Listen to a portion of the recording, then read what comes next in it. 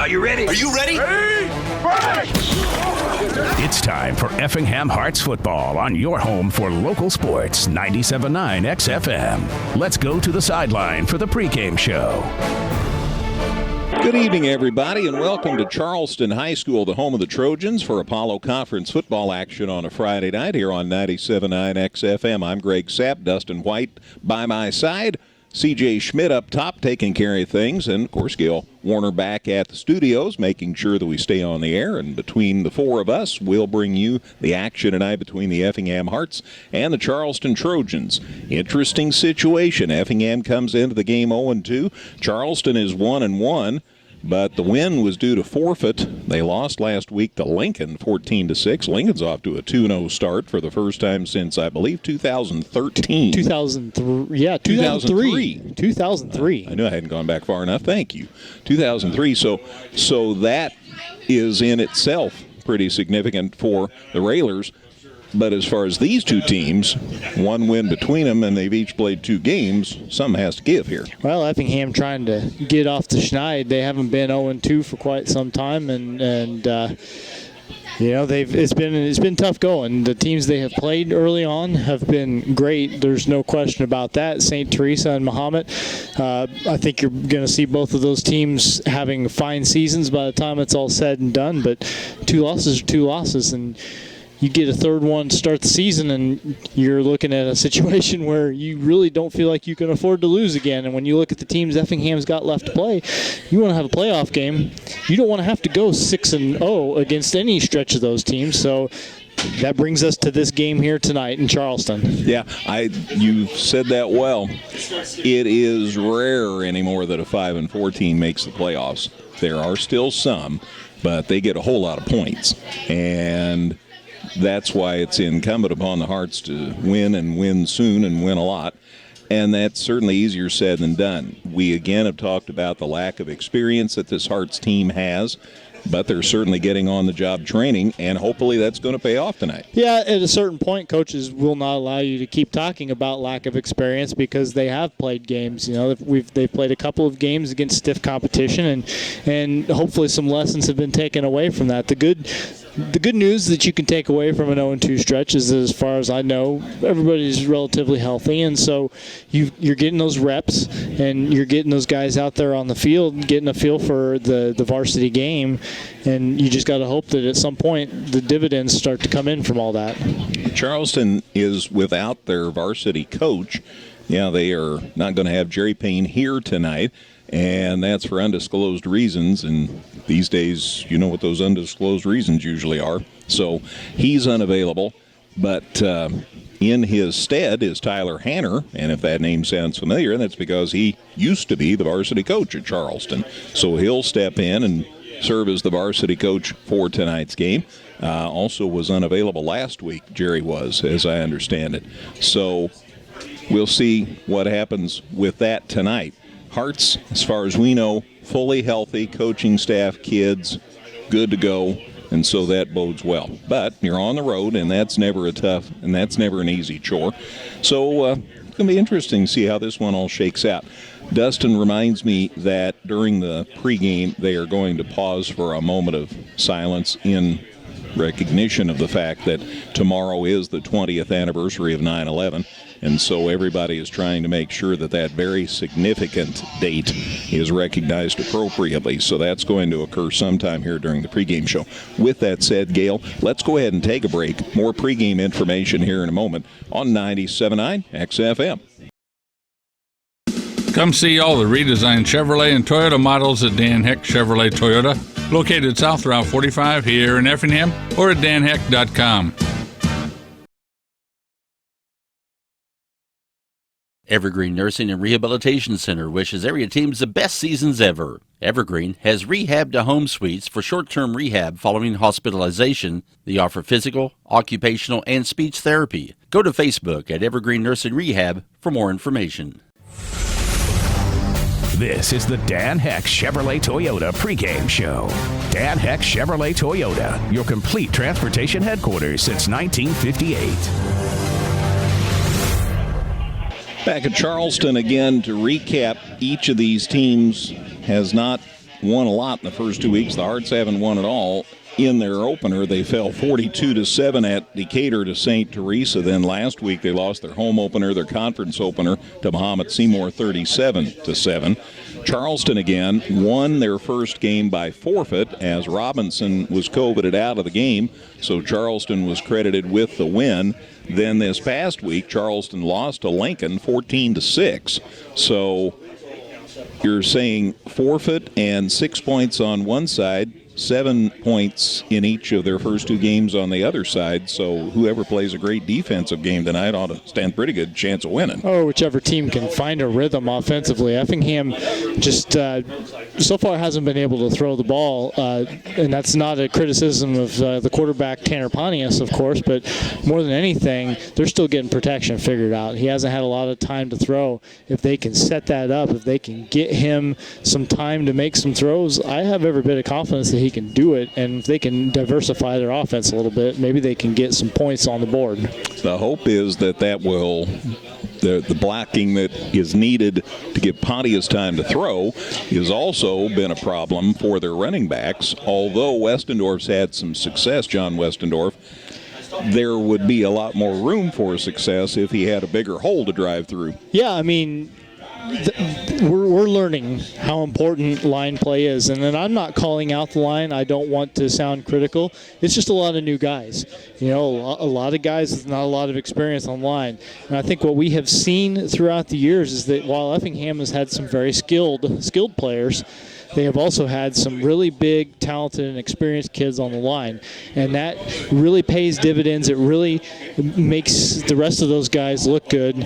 And this year, we're still figuring things out. And the faster that is able to be figured out, I think the faster you'll see some other things start to click as well. I've said for a lot of years that you don't appreciate your offensive line until something goes wrong. And there have been some rough patches so far this year. Maybe tonight's the night things will get turned around. Charleston comes out on the field, each of the players bearing an American flag. It's a very impressive ceremony, and this will be that recognition of the 20th anniversary tomorrow of 9/11. And I'm not quite certain whether we'd be able to give it justice as far as the audio quality, just simply because we're not near the source of the audio. So, Gail, I think we're going to take another break here in a moment, and then we'll be back with more pregame information. So let's go ahead and take that break now. More to come in a minute here on 97.9 XFM. The Giving Plate, a meal service with heart. Purchase fresh and frozen meals along with salads and wraps. We have provided over 1,000 free meals to members of our local community. Check us out at our website and order online at thegivingplatemeals.com. Whether you're in the market to purchase a new or pre-owned vehicle, Northside Ford on North Keller Drive in Effingham will find a vehicle that works for you. Check out Northside Ford's selection of cars, trucks, and SUVs today. Not only for the benefit of ourselves. All right, we're back at Charleston, and the recognition of the 9/11 20th anniversary is still underway. A good crowd on hand here at Charleston High School, and everybody standing, obviously, and now we're asked to join in a moment of silence on this 20th anniversary tomorrow of 9/11.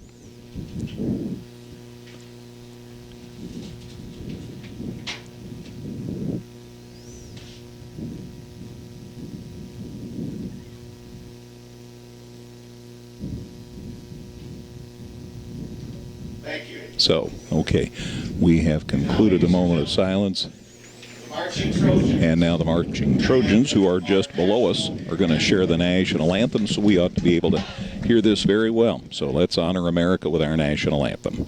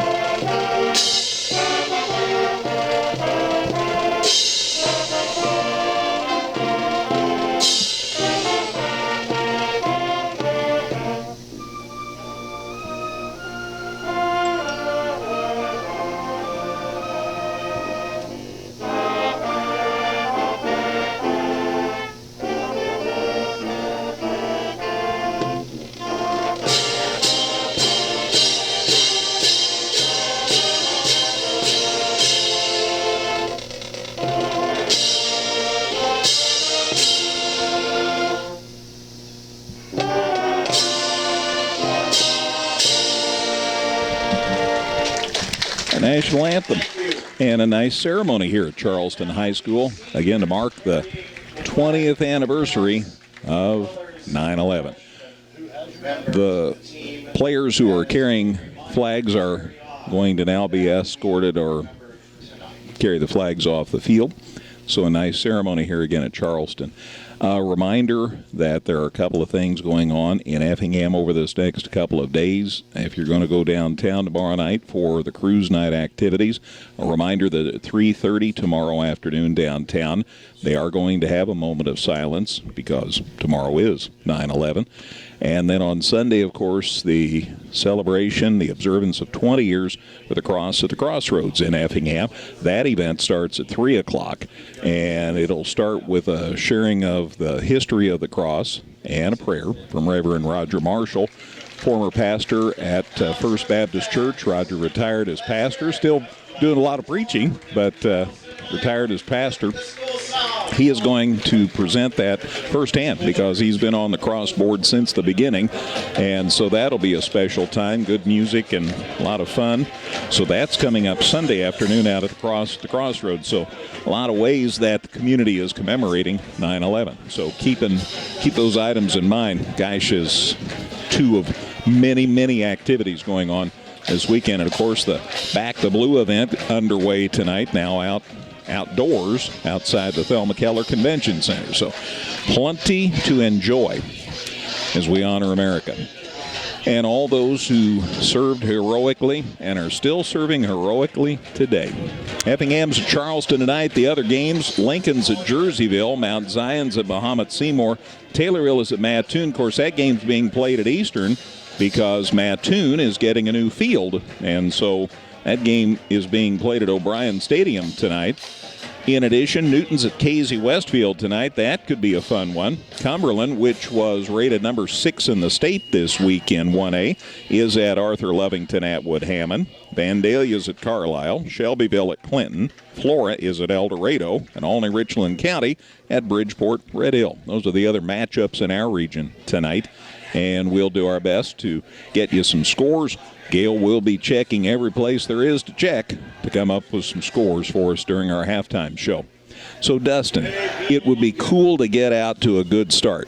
Yeah, that's one of those duh things. But they've had problems, the Hearts, this first 2 weeks in getting off to a good start. And that would be huge. See what they can do about overcoming that tonight. Yeah, I mean, without being too blunt about it, the St. Teresa game was over almost as soon as it started.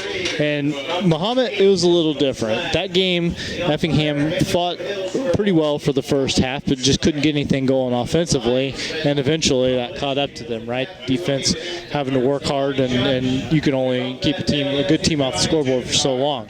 So yeah, getting some early points on the board, so important. And again, yeah, like you said, it's not exactly a profound thing to say, but sometimes it's the basic things that just don't happen for a team and lead to an 0-2 start. So I'd be interested to see how things go. And Charleston probably not quite at the same level as the first two teams that Effingham has played this year. Without taking anything away from them, I still think that Effingham's going to have their hands full tonight. But I'm hoping that they will be able to get out there and do something to get some confidence going early on. I've never seen a Charleston team or an Effingham team have any trouble getting up for the other. No, but it's been a long time. Effingham's got a nice little win streak going against Charleston. It's been since 2012 since they lost to the Trojans, and since 2011 that they came to Charleston and got beat. But it's been pretty slim pickings for the Trojans since then. And I don't know how much these kids understand that, but I guarantee that they have been told by their parents and their relatives who also played here that it's a big deal, these Effingham games. They mean a lot to everybody, and so they're going to be up for it. And plus, it's just high school football, right? They've been waiting all week for this, no matter who they play. You're exactly right. Want to make sure we say hello and thank you to the Charleston Athletic Director, our friend Derek Zeruzen. Derek, of course, a Teutopolis native and has been actively involved in Relay for Life in Effingham County for a lot of years. Came back last year, even after he got the AD's job, to serve as a Master of Ceremonies as a portion of the relay event was held this year, so great to see Derek, and we appreciate his hospitality. Other thing I want to mention, if you want to see high-class volleyball, make sure you take advantage of the Crossroads Classic for 2021. That gets started tonight. They're going to use 4 courts at Effingham High School, as well as Effingham Junior High School and Sacred Heart School. Those are the places where you can see quality volleyball teams from all over the Midwest. There's really very few things in high school sports that are as fun as watching 2 really good volleyball teams go at each other. It's a sport that even though I covered it some back in the newspaper days, don't have a great understanding of the nuts and bolts of, but you know good volleyball when you see it, and it can be very exciting. And going back to the days watching my sister's high school team play in the Crossroads Classic, and probably not fare particularly well just because of the level of competition that comes in. There's some great matches to be seen. So yeah, if you got a chance to get out there, it's a lot of fun. 97.9 WXCF in Effingham. Good to have you with us on this Friday night. Again, the Hearts looking for their first win of the season, and we'll see how things shape up tonight against the Charleston Trojans. Charleston's been out here for their pregame ceremony and the moment of silence ceremony. The Hearts are just back out of the locker room, so we'll see whether they want to do a little loosening up. We haven't had the coin toss. I can't tell you who's going to get the football yet because we haven't tossed the coin.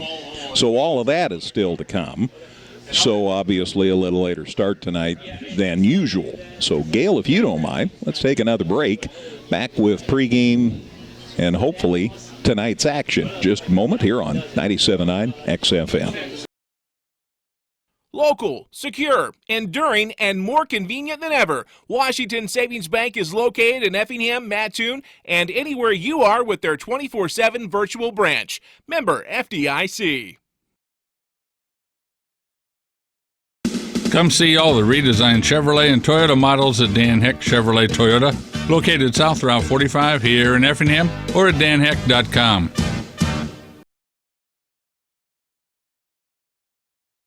The captains for both ball clubs are out at the 50-yard line along with a head official, and they just had the coin flip. They're talking to Charleston, and Effingham won the toss, and they're pointing to the north. This field runs south to north, as most do. Coach Hefner is, I think, pretty emphatic about the situation here. And he and Tyler Hanner, who again is the varsity coach for Charleston for tonight's game, shake hands. And now they'll have the reenactment of the coin toss, and the Hearts are going to go to the north. And the Hearts have deferred to the second half. There have been times this year when they've taken the ball, so that's why I wanted to double check. The Hearts are going to defend the goal to the south to our left. If you're looking at your personal listening device, so the Hearts will be going left to right here to start the game. Beautiful night, Dustin. We couldn't have asked for better weather. Yeah, I was a little concerned listening to the forecasts for the weekend that maybe it would heat back up a little bit today and not, especially since we've had some cooler weather, it would just seem really hot. But today was a nice day. Now that the sun's down, it's going to be just about perfect football weather. So couldn't be happier to be out and be a part of it. I'm very pleased, especially considering the 0-2 start, the crowd for Effingham tonight. There are a lot of people across the field from us. Yep, good showing for the team supporters, High school kids out here, they're trying hard every night, win or lose, and so glad that they are still well supported, and just hope to see that for the rest of the year, no matter how things go. So Armando Estrada setting up the tee on the 40-yard line. And he'll be booting it out of here for Effingham to get this one started. And the chain gang arrives. Be tough to do a game about the chain gang. It would be challenging, I think. Again, 97.9 XFM, WXCF, and Effingham's where you're listening. Glad to have you with us on a football Friday night. Estrada's ready.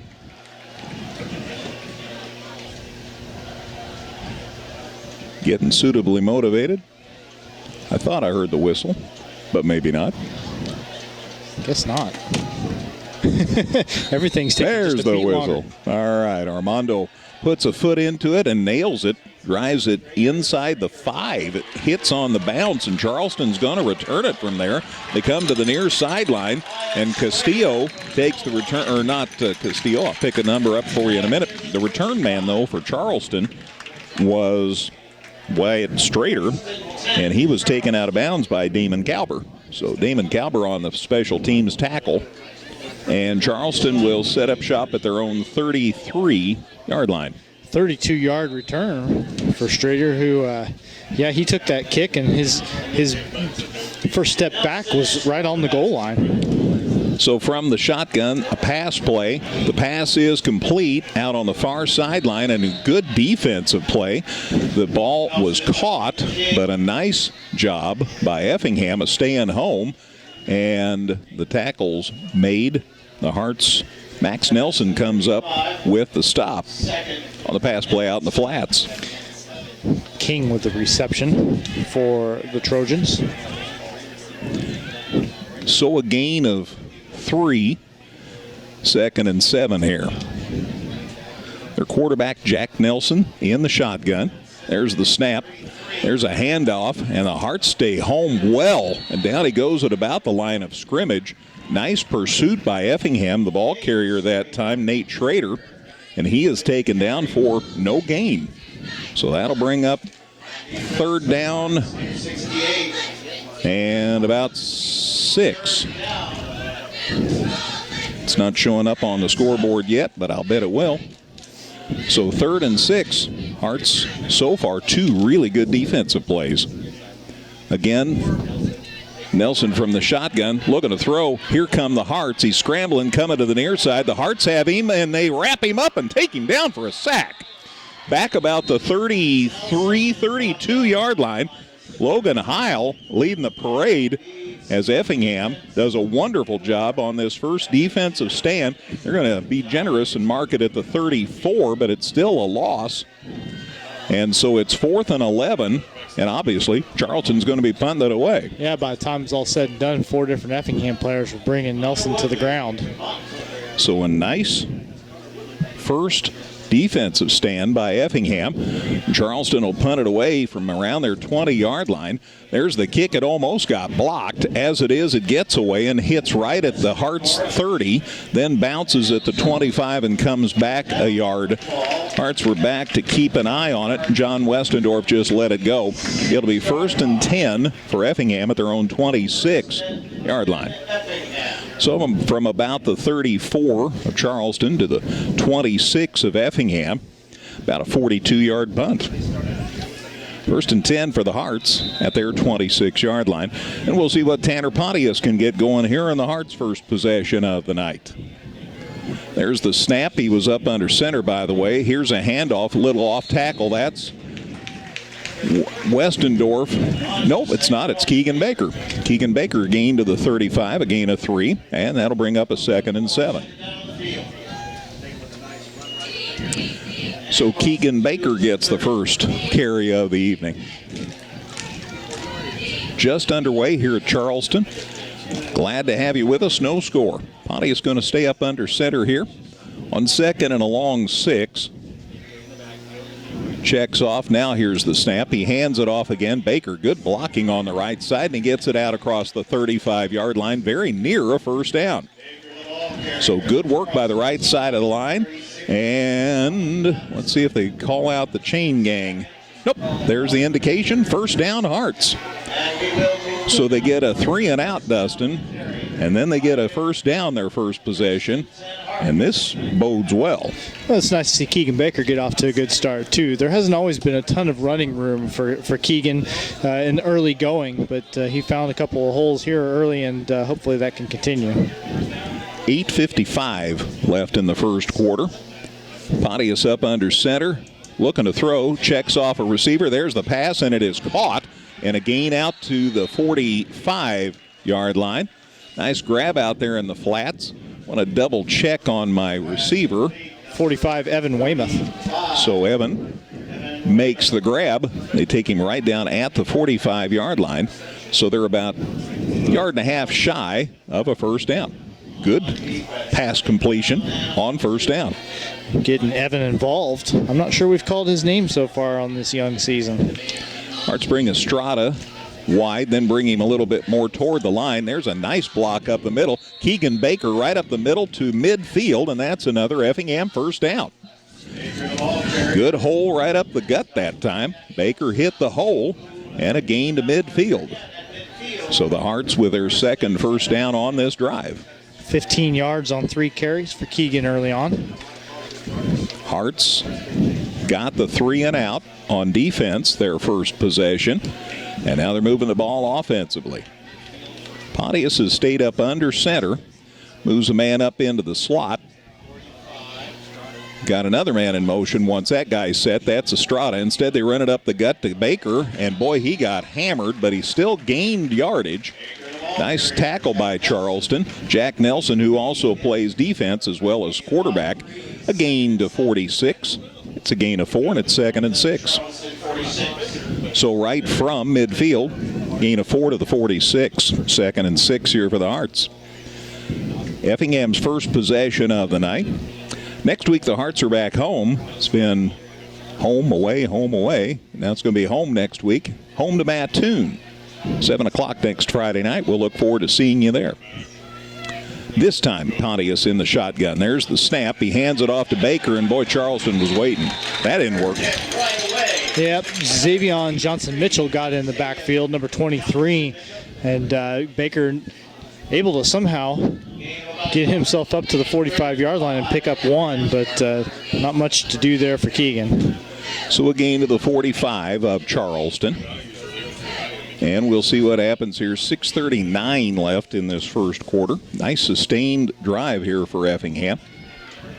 You'd like to get it here and not have to think about a 4th down decision.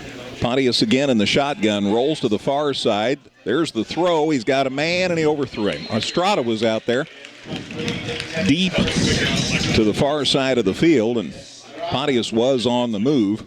Threw off the wrong foot and just let him a little long. What I liked about that play, despite the fact that the pass was not completed, was that there was some protection there for Pontius. He had a little bit of time to roll, make a read, and make a throw. And you could see a couple blocks come in front of him. Effingham did a good job of keeping that pocket open for Tanner. So they have Estrada and Noah Jones split to the left. There's the snap.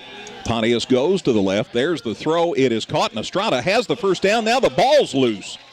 And I think Pontius fell on it. But it's going to be right back at the line of scrimmage. Yeah, Estrada got past the first down marker and then took a hit, and the ball popped backwards the way he came. And so now they're going to have to decide where the spot is, and I don't know if an Effingham player dove on it. It's on the far sidelines. It's hard to see, but it was also right along the sideline, so it could have possibly trickled out of bounds.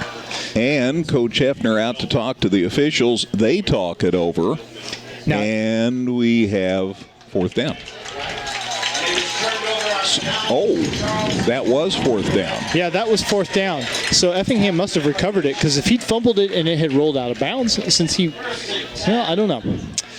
I'm not exactly sure how they would have handled that. Regardless, they indicate first down Charleston, Yep. So Effingham did have the yardage for a first down, and then the ball was knocked loose. I don't know if somebody hit it just right to knock it out of Estrada's arms, but it ended up back about the 45, where Effingham dove on it, and Charleston gets the football.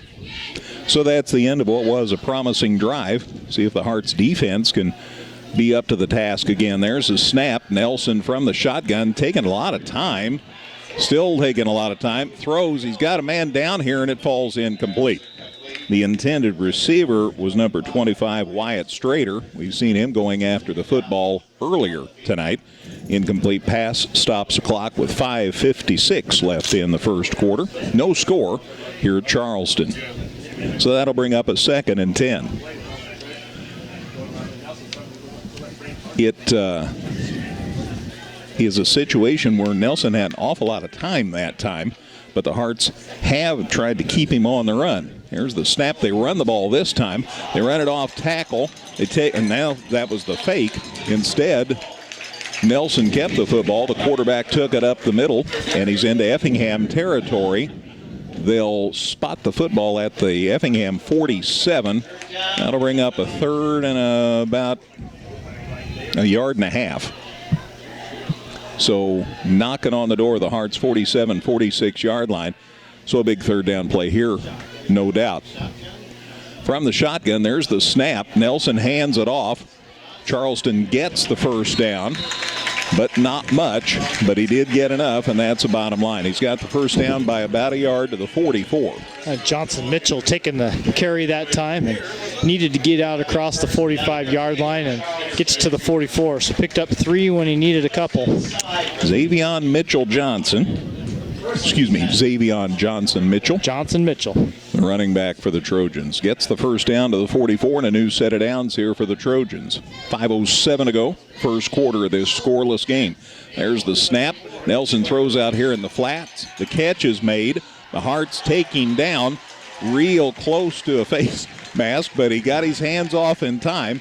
The pass is complete. That's the bottom line. The catch made by Nate Schrader and a gain to the 39, so a gain of 5, and it's 2nd and 5. Second and 5, long 4. And Nelson again in the shotgun. There's the snap. He's looking to throw. Here come the Hearts. Nelson scrambling. Oh, he got away. They've still got pursuit. He gets away again, and finally he gets taken down, but after he gets the first down. Yeah, he paid for it, but not before he eluded several Effingham tacklers. A couple of guys had a hand around his ankles and just couldn't bring him down, and Charleston will move those chains again. Up to the 33 of Effingham. Damon Cowper made the stop for Effingham, but by the time they got to him, Charleston had the first down. So now it's the Trojans that have a little momentum here in the early part of this one. Still no score. Nelson's going to stay in the shotgun. Charleston sends Wade Wright into the game. He's in the slot here to the near side. Nelson from the shotgun, low snap, but he gets it. Takes his time, throws it out in the flats. The ball is caught, and immediately there's a tackle. It's inside the 25-yard line. Nice grab out there. The gain is to Effingham's 24-yard line. Luke Nelson, number 15, the receiver on that one, just went out and had to go up and get that one a little bit, but was able to corral it. Gain of 8, so it's 2nd and 2. 3:25 to go in the first quarter. Charleston's second possession of the game. They were forced into a 3-and-out their first time, but they're moving the football this time after they forced a turnover. There's the snap. Nelson hands it off. Good fake, and the runner gets it inside the 20, and it's another first down for Charleston as the ball carrier, Nate Schrader, eluded a Hearts defender and gets the gain. They'll sit the football down inside the 20-yard line, and we have time on the field. Charleston comes over to the sidelines to talk it over. 3:06 to play. First quarter. Back in a minute on 97.9 XFM. Evergreen Nursing and Rehabilitation Center wishes area teams the best seasons ever. Evergreen has rehab to home suites for short-term rehab following hospitalization. They offer physical, occupational, and speech therapy. Go to Facebook at Evergreen Nursing Rehab for more information. The Giving Plate, a meal service with heart. Purchase fresh and frozen meals along with salads and wraps. We have provided over 1,000 free meals to members of our local community. Check us out at our website and order online at thegivingplatemeals.com. Just move the chains after they got things situated, so it is a first down on that last play by Charleston to Effingham's 18. So a new set of downs here with 3:05 left in the first quarter. No score, but Charleston's driving. Nelson stays in the shotgun here on 1st and 10. There's the snap. They hand it off just off tackle, and a gain maybe 2 or 3 to about the 16-yard line. So from the 18 to the 16, a gain of 2. good pursuit by the Hearts. Not quite as much room to roam once you get inside the red zone. Gave it to Xavion Johnson-Mitchell this time, so they're mixing things up, the Trojans are. Nelson keeps it and runs occasionally. He's got 3 rushing attempts. Nate Schrader has taken a couple, and Johnson-Mitchell has taken a couple. Colin Patterson was in there. He leaves now, and Wade Wright into the lineup for Charleston. See what happens there on second and a bunch. Nelson keeps, and down he goes. Nice pursuit by the Hearts. He barely got inside the 15, so there was a gain. A good pursuit by Effingham and peeling themselves off the turf. Charlie Ring, Logan Hiles back out there too, and also in the fray there for Effingham is Dalton Fox. Yeah, the fake was to Johnson-Mitchell, and then Nelson kept, but Effingham did a good job staying home, limiting him to maybe a yard pickup there. So that'll bring up third down with the football at about Effingham's 14-yard line. Nelson stays in the shotgun. There's the snap. He's looking to throw, goes across the middle. It's too high, but there's a flag, and now there's another flag, and that could be pass interference. I don't know what the first one was, though. I saw a flag, and then when the interference occurred, another flag was thrown. So we have offsetting penalties. We may have a do-over.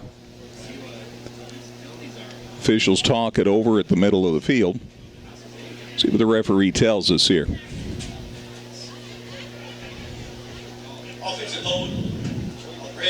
So holding on the Hearts. Holding on Charleston. Pass interference on Effingham.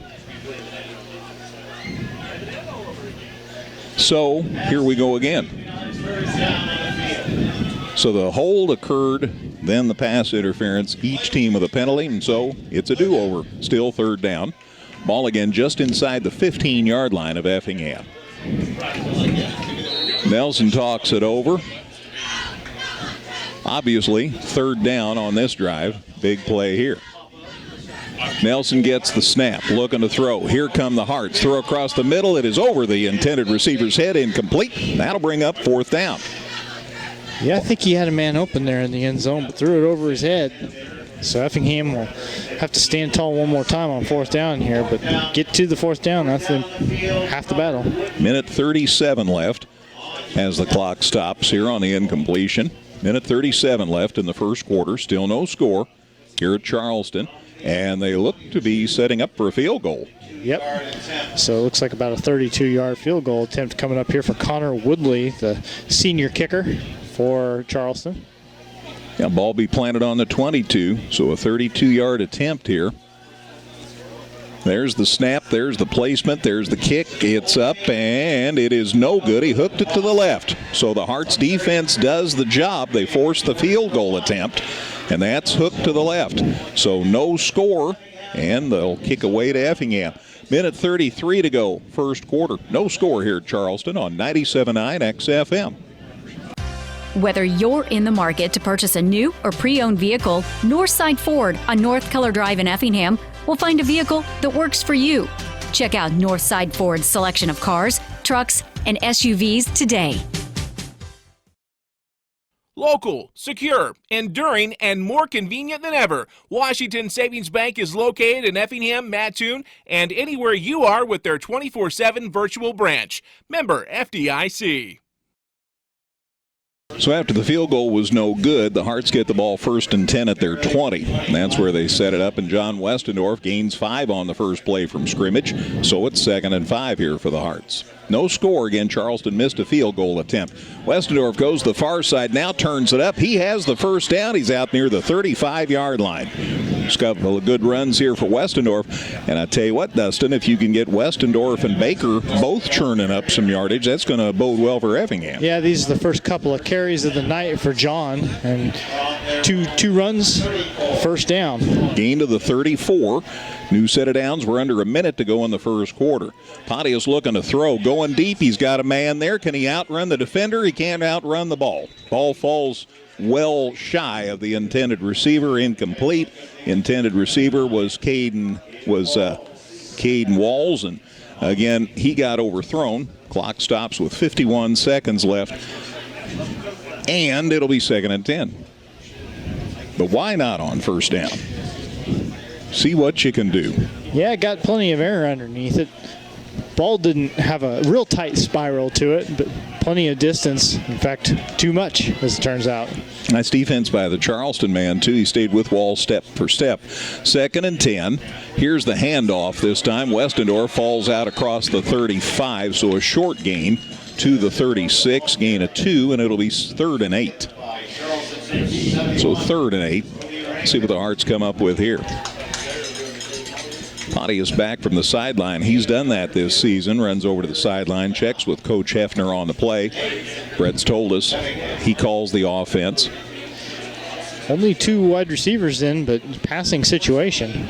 There's the snap. Pontius heads to the far side of the field. He's going to run it. He turns it upfield and gets very near a first down by the time they take him down as he got out across the 40-yard line. He's going to be a little short, and it's going to be an interesting decision to make here. You're not on you're not on the other side of the 50-yard line yet, but only a couple of yards to pick up. Wow, and he didn't get as much yardage as I'd hoped. They only call it the 42-yard line. So from the 42, the Hearts have a big decision here on 4th down. It's 4th and about 2. 4th and 2. I think, considering that you've been able to keep them off the scoreboard for this quarter just as well as you haven't been on it, that it's a bit of a risk here, but I think it's worth a shot. Pontius is going to come out, and the Hearts are going to go for it here on 4th down. So 4th and 2 for Effingham at their 42-yard line, and it's a short 2. So let's see what the Hearts call here. Pontius goes up under center here on 4th and 2. And there was movement, and everybody's pointing at each other. Finally, a flag's thrown. Fingers pointing. We'll have to wait and see. Finger pointing before I ever saw a flag. I mean, pretty much every Charleston player came across the line, and that would lead you to believe, plus some Trojans clapping, that it was a false start, and that is exactly what it is. So now I think we'll probably see a punt. I think you're right on the nose. So the 5-yard walk-off on the procedure penalty takes the football back outside the 40-yard line to about the 38. And now, with it being 4th and 7 or 8, Hearts are going to kick it away here. Down to 11 seconds left in the first quarter. Still no score in this game. We're at Charleston tonight. So we'll see what happens on this punt. Vital for the Hearts to get a good one away here. Now the Hearts are shifting. They do that a lot on punts. Oh, and they're going to go for it. And they throw, and it's caught, but he's going to be well short of a first down. So the Hearts tried a little razzle-dazzle, and the Hearts do not get the first down. The ball was snapped to Connor Simmons, and he threw a pass to Miles Maxinen. So there's a couple of new names for you on offense, Dustin. And the pass is complete to Effingham's 43, and that's about a yard and a half shy of a first down. So it'll go over to Charleston on downs. They are at Effingham's 43, first down here with 5 seconds left in the first quarter to start this drive. So Max Nelson back out a quarterback for Charleston in the shotgun. Barking to his running back behind him. The running back is looking at the coach. The coach is saying, let's run this. The play clock's down to 5, and there's the snap. Nelson's going to roll. He throws out in the flats. It's incomplete. Stops the clock with 1.1 seconds in the first quarter. So it's 2nd and 10. I thought that was going to be the last play of the half, but they throw the ball just a little too tall, and that seems to be what Nelson has done. Most of his throws have been on the high side, if not too high. He's 3 for 6 for 20 yards. So I'm just almost assured this will be the final play of the first quarter. Barring, a penalty? Yeah. Nelson again from the shotgun. There's the snap. He throws out in the flats. It's caught and dropped. And that's how the first quarter ends. Just to make sure, Nelson, the quarterback, hustled after the loose ball and fell on it because it was close to being one of those laterals. And as it is, it's called incomplete. and it'll be 3rd and 10 when we start the second quarter. We'll be back with that in a minute here on 97.9 XFM. Come see all the redesigned Chevrolet and Toyota models at Dan Heck Chevrolet Toyota, located South Route 45 here in Effingham, or at danheck.com. Evergreen Nursing and Rehabilitation Center wishes area teams the best seasons ever. Evergreen has rehab to home suites for short-term rehab following hospitalization. They offer physical, occupational, and speech therapy. Go to Facebook at Evergreen Nursing Rehab for more information. Into the first quarter, Newton in front, 14-0, so the Eagles have to keep up their good start, and looks like they are after the first quarter. Charleston, 6th in the state in 1A, so we'll see if we can get you a score on that one. Gale has friends. We start the second quarter. It's 3rd and 10 for Charleston. Low snap. Nelson back to throw. Now he steps up. He gets away from a couple of defenders, throws it down the middle, and it's incomplete. Nelson, in the meantime, is pulling himself off the turf as the Hearts reminded him that they were in the neighborhood. Yeah, it's 4 straight that Nelson's been off the mark on. He's 3 out of 8 now, and more importantly for the Effingham defense, a quick 4th down. So after the fake punt play didn't work and gave these Trojans a short field, they've stood up, forced 3 straight incompletions, and left Charleston with a 4th and 10 here on the Effingham 43. Kind of an interesting decision on their part as well. First quarter, Gale tells me Pirates are leading ALAH 28-0. So Cumberland rolling. And we're ready for 4th down here. Oh, they're going to go for it on 4th and 10. There's the pass, and it is caught for a first down. Charleston converts on 4th and 10, and now there's a flag thrown well after the play's over. Let's see what that's about. Wyatt Strader was the receiver. He made the grab after the play, a flag. Let's see what's up with that. Officials talk it over. Here's the indication. 14 red. All right. Unsportsmanlike, the call on Charleston. After the play. After the play, a dead ball foul. So the pass is complete, and then they'll assess the penalty. So that's a first down. Down to the 14, I think, is where they spotted it at. You are correct. So that makes it a 29-yard completion to Strader. But 15 of that will come off on this penalty.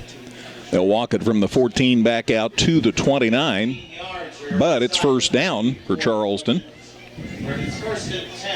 We'll see what happens. Again, a dead ball foul, so it's 1st and 10, and they have the ball at Effingham's 29-yard line. So this sort of new drive, I guess not. It was 4th and 10, and they converted. 11:47 to go in the second quarter. Still no score in this game between Effingham and Charleston here at Charleston. Nelson looking to throw again. Now he's scrambling, steps up. There's the pass. It's caught, and immediately the man is taken down. But the pass is caught nonetheless. The catch is made to number 8. That's Hunter White. And the tackle by the Hearts as he is quickly taken down by Connor Simmons for the Hearts. Gain is to the 22. Yeah. So a gain of about 6. 2nd and 4. And Nelson again from the shotgun. I think he's been there the entire game to this point. They're still shuffling their backfield, changing their backs. They have backs behind him. There's a handoff up the gut, a quick opener. Nope, Nelson kept. Faked me out. Nelson gets it inside the 20. Not enough, I don't think, for a first down. They do say move the chains. No, the chains were not in the right place because the first down's got to get all the way to the. It's got to get all the way. Remember, the original line of scrimmage was at the 14, and they moved it back 15 yards for that penalty. So they got a ways to go yet. So the football's at the 19. So they're still 10 yards shy of a first, or 5 yards shy of a first down. They run it up the gut, and the handoff is made. And there is a short gain. Charlie Ring comes in, makes the stop for Effingham as Xavion Johnson Mitchell, the ball carrier there. and a very short gain. Yeah, I think they're going to have the tip of the football right there on the 15-yard line. So a couple of yards for Johnson Mitchell, and they still need to get inside the 10 to about the, looks like the first down marker is at about the 7, perhaps. So let's see what happens here on second down. Looking to throw again. There's a deep pass, and the ball goes incomplete. Yeah, back in the back of the end zone. I think even if he catches that one, I'm not sure he's got room to haul it in and keep his feet in bounds. But a little one-on-one coverage to Strader there. Not able to complete it. Hearts played some good defense there as Damon Kalber, we've talked about him a lot tonight, and he was back there playing some good D. So the pass is incomplete, stops the clock with 9:55 to go, second quarter. And that'll bring up third and about 8. Third and about 8 here with Charleston inside the Hearts 20-yard line, right around the 15. There's the snap. Here's the pass. It's up for grabs, and it is incomplete. The receiver had to dive for it and came up empty. So that stops the clock with 9:50 to go in the second quarter, as that play ends up unsuccessful, and here's fourth down. Wonder if Charleston will think about a field. They've already tried one field goal today. It looks like they're not going to get that personnel out on the field after missing the first one. They're going to take their chances with their offensive unit out on the field. So fourth down and about 8. There's the snap. Here come the Hearts. Here's the pass. It is caught for a first down or very near it. He's just inside the 10. He might be a half yard short. I think he's just a little short. They're going to set this down inside the 10, but I don't know. They're going to have to take a look. Nate Trader caught the ball just inside the 10, and they do not convert. They did not get enough yardage for a first down. It'll be Effingham football. So they bent but didn't break. First down for Effingham, and the nose of the football essentially on their own 10-yard line. Bottom line is they've kept Charleston off the board again. So first down at the 10. Drive starts with 9:42 left in the second quarter. Still no score in this one.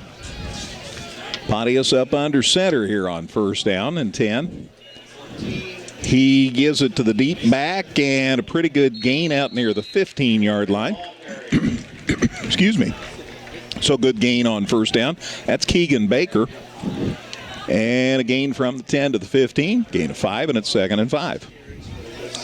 Next week, the Hearts are back home. Mattoon will be there. And that's one time you almost wouldn't have minded the game being on the road because we'd get a play at Eastern. Here's a pass or a handoff up the middle, and driving and diving and getting very near a first down is Keegan Baker, and he's right at the first down marker. They're checking the sidelines, and they give the Hearts the first down. What a great work. Job. Second effort from Keegan Baker, really. I mean, because I thought he was wrapped up a yard or two short of the line of scrimmage, and he just kept pushing, made it a 5-yard pickup, and got those chains moving. If he wants to get 5 yards every carry, that's okay with me. Sure, yeah. It's a good game plan. So 1st and 10 at the 20. Hearts on the move. Still no score in this one. Baker again, and he gets a couple, and Charleston filled the middle pretty well. We need to get down the sideline and let the Effingham coaching staff know that we've got it figured out. Just gain 5 yards every play. I think they'd like that. I think they'd like that. If they would appreciate the heads up, I'm sure. I'm sure they would. Didn't get it there. Gain of 2 to the 22, so that affects the average. 2nd and 8 here. Yeah, we'd have to let them know also. You can't 2 yards every play, not going to get it done. Sorry. And they'd say, thank you, Captain's obvious. And we've got a whistle on the sideline. Let's see what's up with this. Somebody line up offside. No flag, I don't think the officials are just talking something over. They've got one of the officials talking to a Charleston player. It must be a mouthpiece or something. He tossed it in the air, and Armando Estrada caught it. So he tosses it to the sidelines. There's teamwork here. All right, 2nd and 8 from the 22. Fakes the handoff. Here's the throw. Nice catch out there in the flats. Hearts have the first down out across the 30-yard line. Good grab out there by Evan Weymouth. Yeah, a couple of catches now for Evan. Nothing fancy there. Just a little rollout pass and able to catch it and get some forward momentum out to the 30-yard line. So, yeah, another first down. If you watch Brett Hefner's teams through the years, you know there's always another wrinkle each week. And it looks like throwing out of the backfield is going to be one of those tonight. Here's a nice run. Although Charleston came Ball's back out. and knocked the ball loose, I think Effingham has it back. Charleston says they have it. Now we may have a jump ball. Got a player for each team going after it. And the Hearts peel off. And it remains Effingham football. Good work by the Hearts as Connor Thompson got in there and grabbed a root and growled and held on to it. Essentially no gain on the play, so now it's 3rd and 8. Looking to run it up the middle, and they get it out across the 35-yard line. That time it's Westendorf. And Westendorf, the gain to the 36. That will bring up 3rd down. Yeah, that last play was 3. 2nd down. Yeah, so 3rd and 3. 3rd and 4. Let's see what happens here. Handoff, back in the backfield, coming to the near side. Look at Westendorf go. He's into Charleston territory. He's inside the 40, near the 30 before they run him out of bounds. Great containment by the middle part of the Hearts defense. Their offensive line played good defense there and gave Westendorf plenty of room to roll, and he gains to Charleston's 31-yard line. So a big gallop for John Westendorf, and great work by the line to give him some room to roam. 32-yard pickup there for Westendorf. Westendorf again up the middle, spins off the first tackler and takes it inside the 30. Ball is planted at about the 38, 37-yard line. 27 we'll call it. So a good gain. He's 2nd and about 6. So give him 4. 2nd and 6. Quick snap. Here's the handoff. Westendorf again. Still on his feet near the 20-yard line. Call it the 21. So from the 27 to the 21, a gain of 6. And it'll be 3rd down. They do give him the first down. Yep, they're moving him again. So a half dozen first downs now for Effingham, which after some of the first halves we've seen early on in the season, 6 first downs is great. You want to get some points on the board, though. We got to hang on to the football here. So 1st and 10 at the 21. Handoff. Westendorf goes to the right side of center this time, still on his feet, and he gets inside to the 15-yard line. Nice gain. That'll be 6. And it'll bring up a 2nd and 4. It's John up to 76 yards on 9 carries all of a sudden. Keegan Baker 9 carries as well for 34. So Effingham with some pretty good rushing numbers here.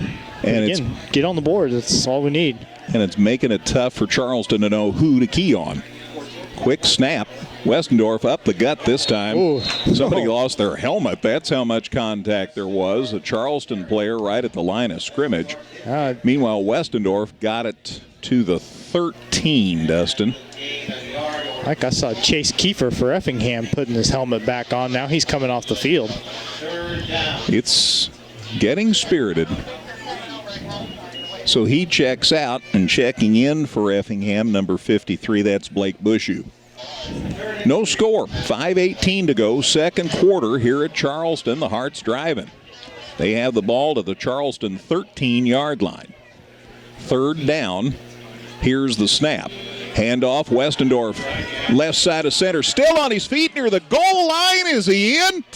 He is stopped at the 1. Boy, I thought he was going to fall in there, but just shy of the goal line. 1-yard line, it has to be. So from the 13 to the 1, 1st and goal at Charleston's 1-yard line. Heck of a run. I got a feeling that 34 is going to get his number called again right now. I'd say you have every opportunity of being right. So 1st and goal at Charleston's 1-yard line. Man, this would be Hart's first lead of the season.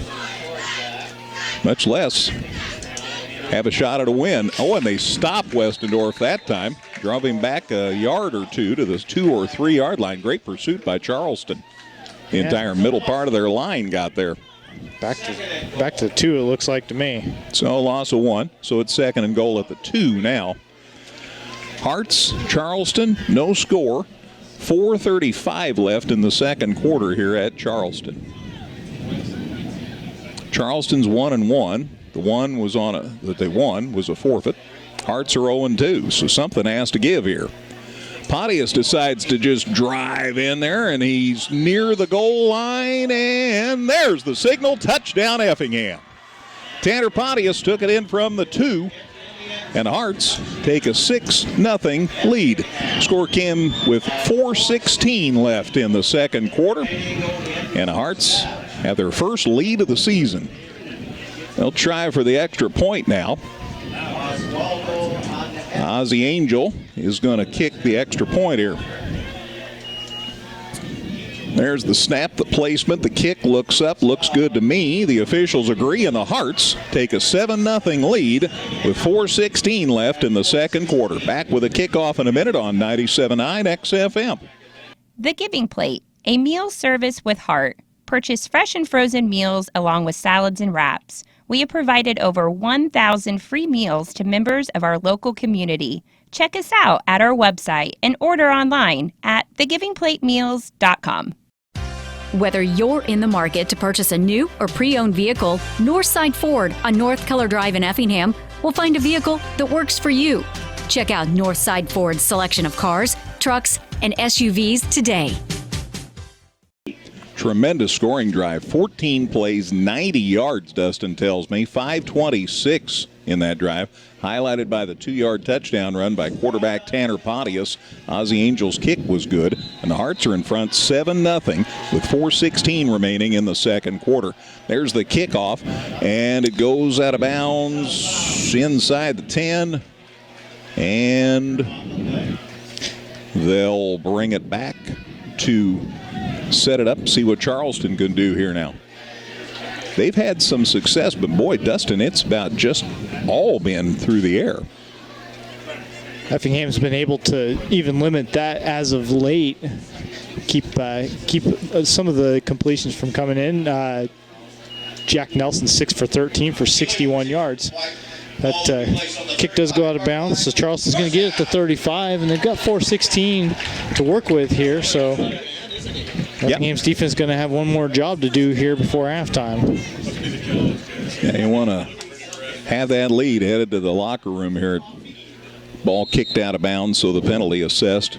1st and 10 for Charleston at their own 35-yard line. 90-yard drive, 14-play drive.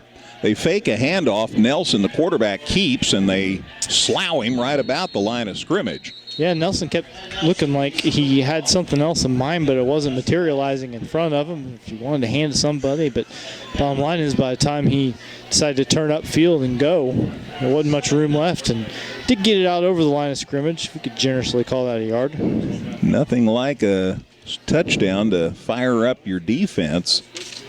Maddox, Burner, and friends in on that stop. They did give him 1, so it's 2nd and 9 at the 36-yard line. Hearts lead at 7-0 here with 3:38 to go in the second quarter. There's the snap. Here come the Hearts. There's the pass. It's caught for a short gain, only about to the 38-yard line. Yeah, that's Jack Nelson dumping that one off. His life flashing before his eyes. Gets it out of his hands into the waiting hands of yet another Charleston receiver. That was Xavion Johnson-Mitchell. He's the 6th different Charleston player to catch a pass today. Gain of 2 to the 38. So it's 3rd and 7. Just outside of 3 minutes left before halftime. Effingham has taken a 7-0 lead, their first lead of the season. Nelson sets up here on 3rd and 7. There's the snap. He's looking to throw. No surprise. Now he steps up, gets away, and he's got a pretty good run going. Oh. And Dalton Fox with a great tackle keeps him from getting the first down. Well, he really did. I thought that play had first down written all over it. Nelson with room to run. And Fox just did a great job of not only slowing him down, but stopping him in his tracks there, a couple of yards short of the first down marker, as it turns out. Yeah, the first down marker's right about the 40, and he got to the 38. So timeout Hearts, because now they're thinking, we might have some time on a short field to do some damage again. So timeout Hearts. Gail, let's take a 30-second break. 7-0 Effingham here on 97.9 XFM. Local, secure, enduring, and more convenient than ever, Washington Savings Bank is located in Effingham, Mattoon, and anywhere you are with their 24/7 virtual branch. Member FDIC. Come see all the redesigned Chevrolet and Toyota models at Dan Heck Chevrolet Toyota, located South Route 45 here in Effingham, or at danheck.com.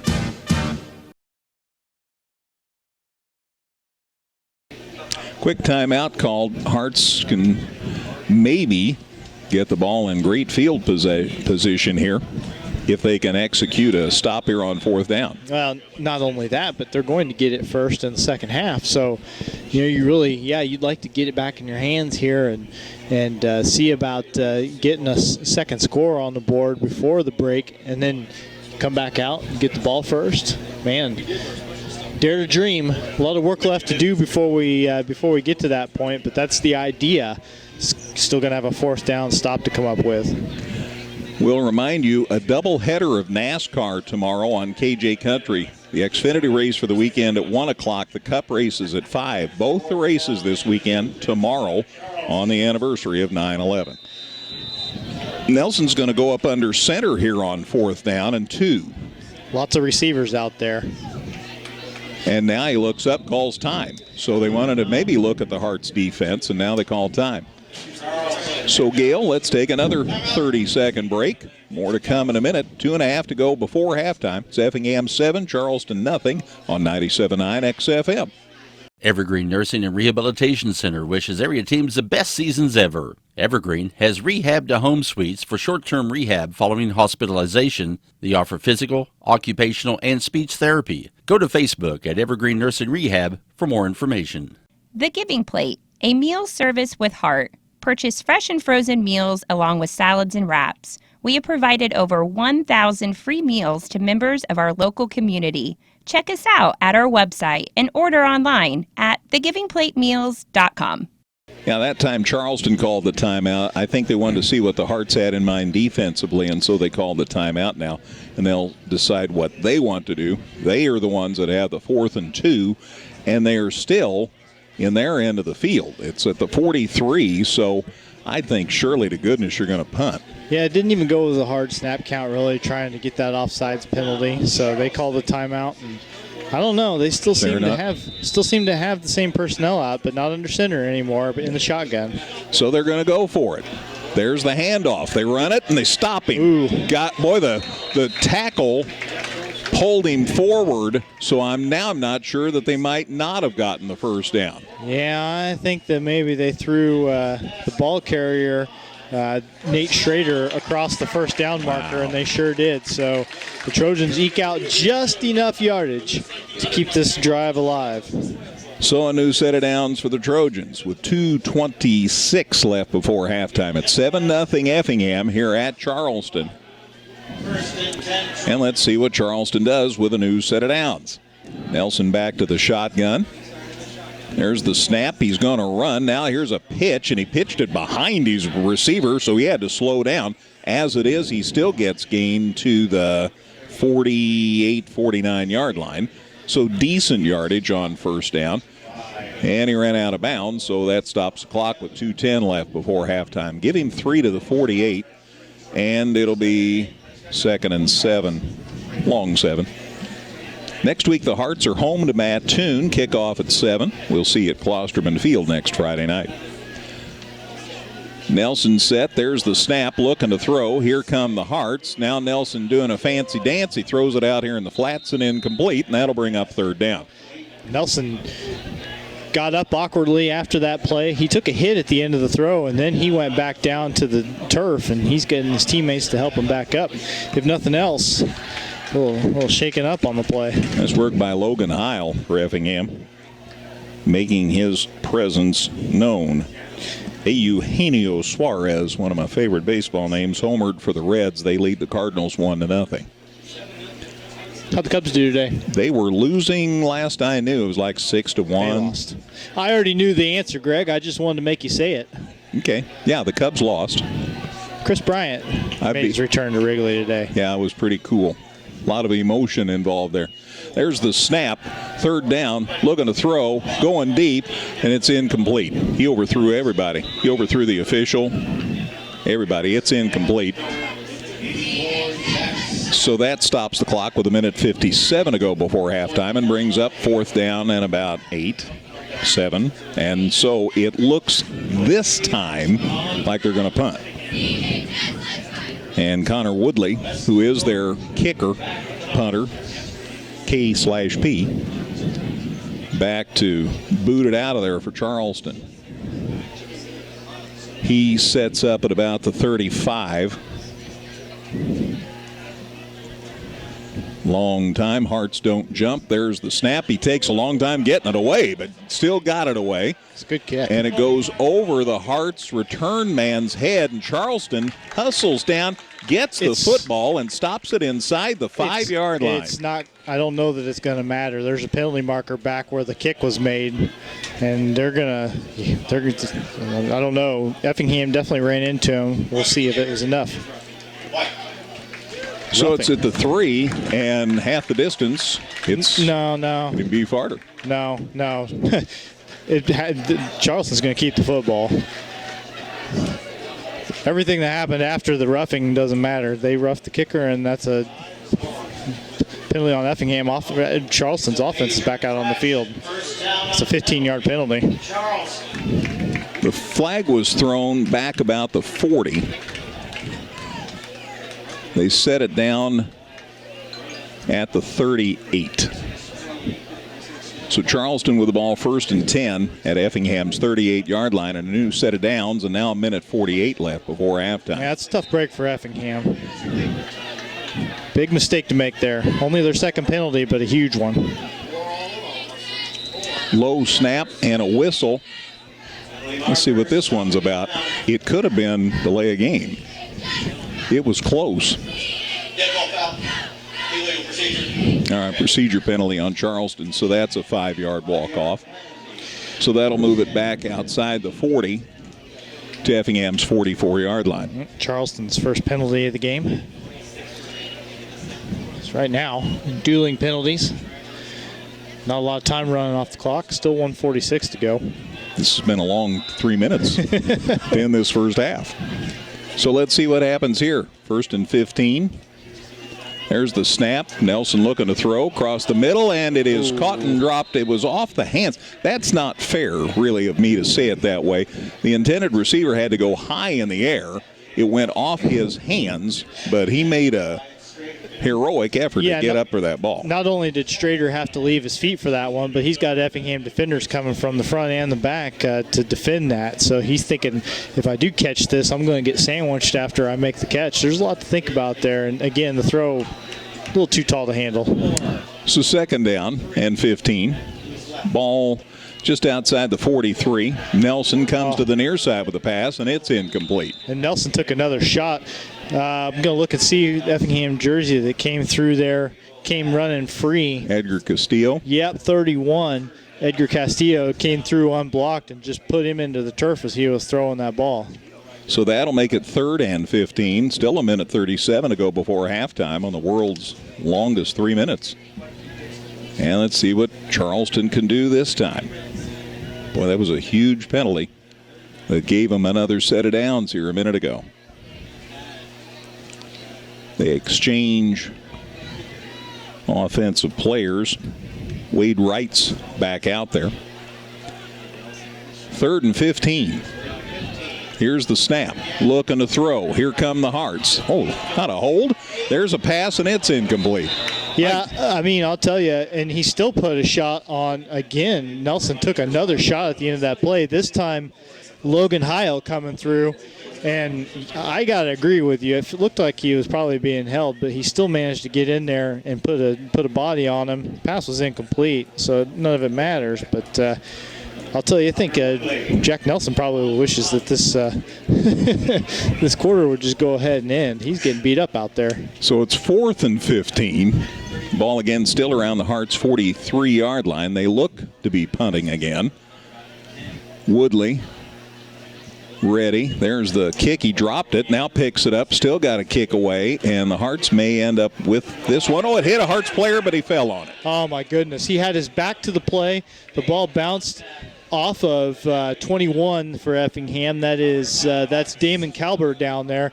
And he was very fortunate to be able to turn around and fall on it before two Charleston players who were in the neighborhood were able to get their hands on it. We've talked about Calber for a lot of good things in the first half, but back to the play there and came up and hit him in the rear. But he was quick enough to react and cover the football. So the Hearts get it 1st and 10 at their 13-yard line. So 1st and 10 for Effingham at their 13, still a minute 23 to go in this long second quarter.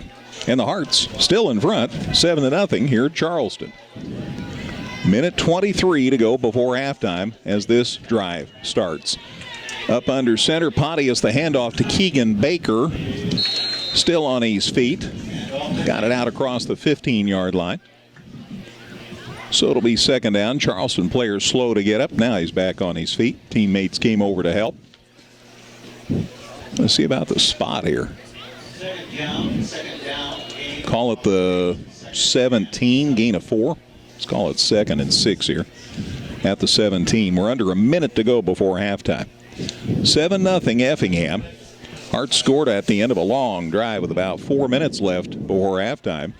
And we're still playing that last 4 minutes. 40 seconds left now in the period. Again under center. There's the handoff. Boy, Baker got clobbered. Nice tackle there for Charleston. Credit where credit's due as Aiden Dukeman came up and hit Baker a lick, but Keegan held on. And they'll give him 1 to the 18.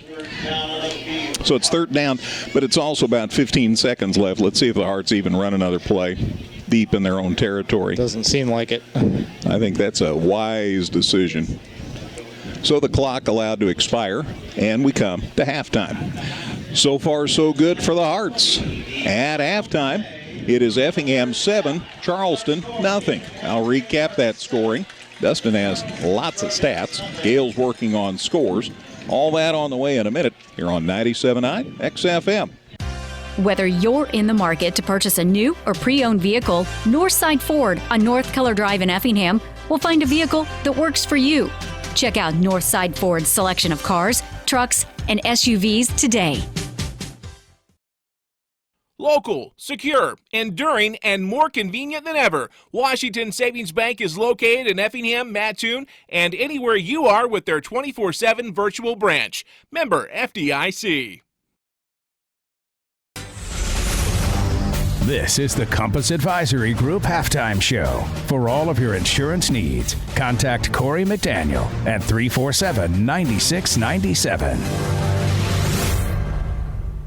All right, we're back at Charleston at halftime. It's Effingham 7, Charleston nothing. The Hearts with their first lead of the season, and I can recap that scoring drive pretty quickly. Hearts scored with 4:16 left before halftime. It came at the conclusion of a 14-play, 90-yard drive that took 5:26 off the clock and was highlighted by Hearts quarterback Tanner Pontius. He took it in from the 2. The kick by Angel was good, and the Hearts lead it 7-0. That's the only scoring, and we're here at halftime at Charleston High School. So that recap of the scores. I do have an update from T-Rep, and Gail, you can add this to your scores if you don't already have it. Probably you do. Newton leads Casey Westfield at halftime 21-14. Ben Meinhardt with 2 touchdowns for the Eagles in that game. And again, Cumberland was comfortably in front. We also have a score from Mr. Woltman after 1 quarter. Lincoln in front of Jerseyville, 8-6. Lincoln looking to go 3-0 with a win tonight. Charleston band coming out on the field. We'll mention that the Marching Hearts are going to be at O'Fallon tomorrow. I believe that's their first marching band competition of the season, so best of luck to them as they have that opportunity to compete tomorrow. Let's go ahead and take a break, Gail. We'll be back with Dustin stats, scores from you, and more here on 97.9 XFM. Come see all the redesigned Chevrolet and Toyota models at Dan Heck Chevrolet Toyota, located South Route 45 here in Effingham, or at danheck.com. Evergreen Nursing and Rehabilitation Center wishes area teams the best seasons ever. Evergreen has rehab to home suites for short-term rehab following hospitalization. They offer physical, occupational, and speech therapy. Go to Facebook at Evergreen Nursing Rehab for more information. All right, we're back at Charleston. Marching Trojans take the field. They're ready to compete here at halftime. And at the half, the Hearts have competed well. They're in front of Charleston 7-0. A quick reminder, we will be back home next Friday night. Mattoon comes to town. Kickoff at 7 o'clock at Klosterman Field. Hear the action on your home for Hearts football, 97.9 XFM and 97.9XFM.com. That'll already be week 4. And under my old football goes fast theme, we'll be almost halfway through the season next week. That's how quick football goes. Again, 7-0 Hearts in front here. Dustin's working on the stats on this one, and he has some numbers, and he's willing to share them. All right, Greg. Yep. Effingham ahead 7-0 here at halftime, outgaining Charleston 146 to 100 yards after 2 quarters of play. Effingham 24 running plays for 129 yards. So that's their best rushing effort of their best rushing half of the season. 5.4 yards per attempt, and their only score came on the ground. Charleston just 39 rushing yards on 14 attempts, 2.8 yards per try for the Trojans. Passing-wise, Effingham's only put it in the air 5 times, 3 of them successful, but for a grand total of 17 yards. So not a lot there. Charleston has thrown it 18 times, but completed just 6. 61 yards there. So that's how you get to 29 plays for Effingham for 146 yards. Charleston 32 plays, 100 yards even. The Hearts have moved the chains 8 times tonight, all of those on the ground. Charleston 5 first downs, 4 of them in the running game, 1 by the pass. No turnovers to speak of yet. Effingham has fumbled a couple of times, but has been able to recover all of them. I should actually say 3 times, because I am leaving out that punt that hit an Effingham player in the back, and the Hearts recovered. So the Effingham fortunate that they haven't turned it over, but they have not. No fumbles for the Trojans. Penalties. Not a lot of penalties, but of course Effingham 2 penalties for 20 yards, and that roughing the kicker call there at the end of the second quarter almost well, you had visions of it costing them, but luckily they were able to work through it. Charleston just 1 penalty for 5 yards in this first half of play, and the time of possession about as even as it can get. Effingham 12 minutes and 3 seconds compared to Charleston's 11:57. Take a look at some individual numbers now for you. Trojans running, led by the quarterback, Jack Nelson, 22 yards on 7 attempts in that first half of play. Nate Schrader, 11 yards on 4 carries, I should say, while Xavion Johnson-Mitchell has picked up 6 yards on 3 attempts. As far as the passing, Nelson, again, 6 out of 18 for 61 yards. He got off to a pretty good start. He was 3 for 4, and even at one point 5 of 10 for 56 yards, but down the stretch of that first half, not able to come up with a lot of success in the passing game. He has completed those 6 passes to no fewer than 6 receivers. And that can't be, he's completed 7, because I've got 6 receivers down, but Nate Schrader has caught 2 passes. So I'll figure out what my error is. 7 out of 18 is what he should be. Nate Schrader, 2 receptions for 11 yards. Wyatt Strader had the big gain of the first half, a 29-yard catch. You had Langdon King with a catch for 5 yards. Luke Nelson with a 9-yard reception. Hunter White caught 1 for 7. And Johnson Mitchell had 1 reception for 2 yards. As far as punting goes, Connor Woodley punted twice for the Trojans.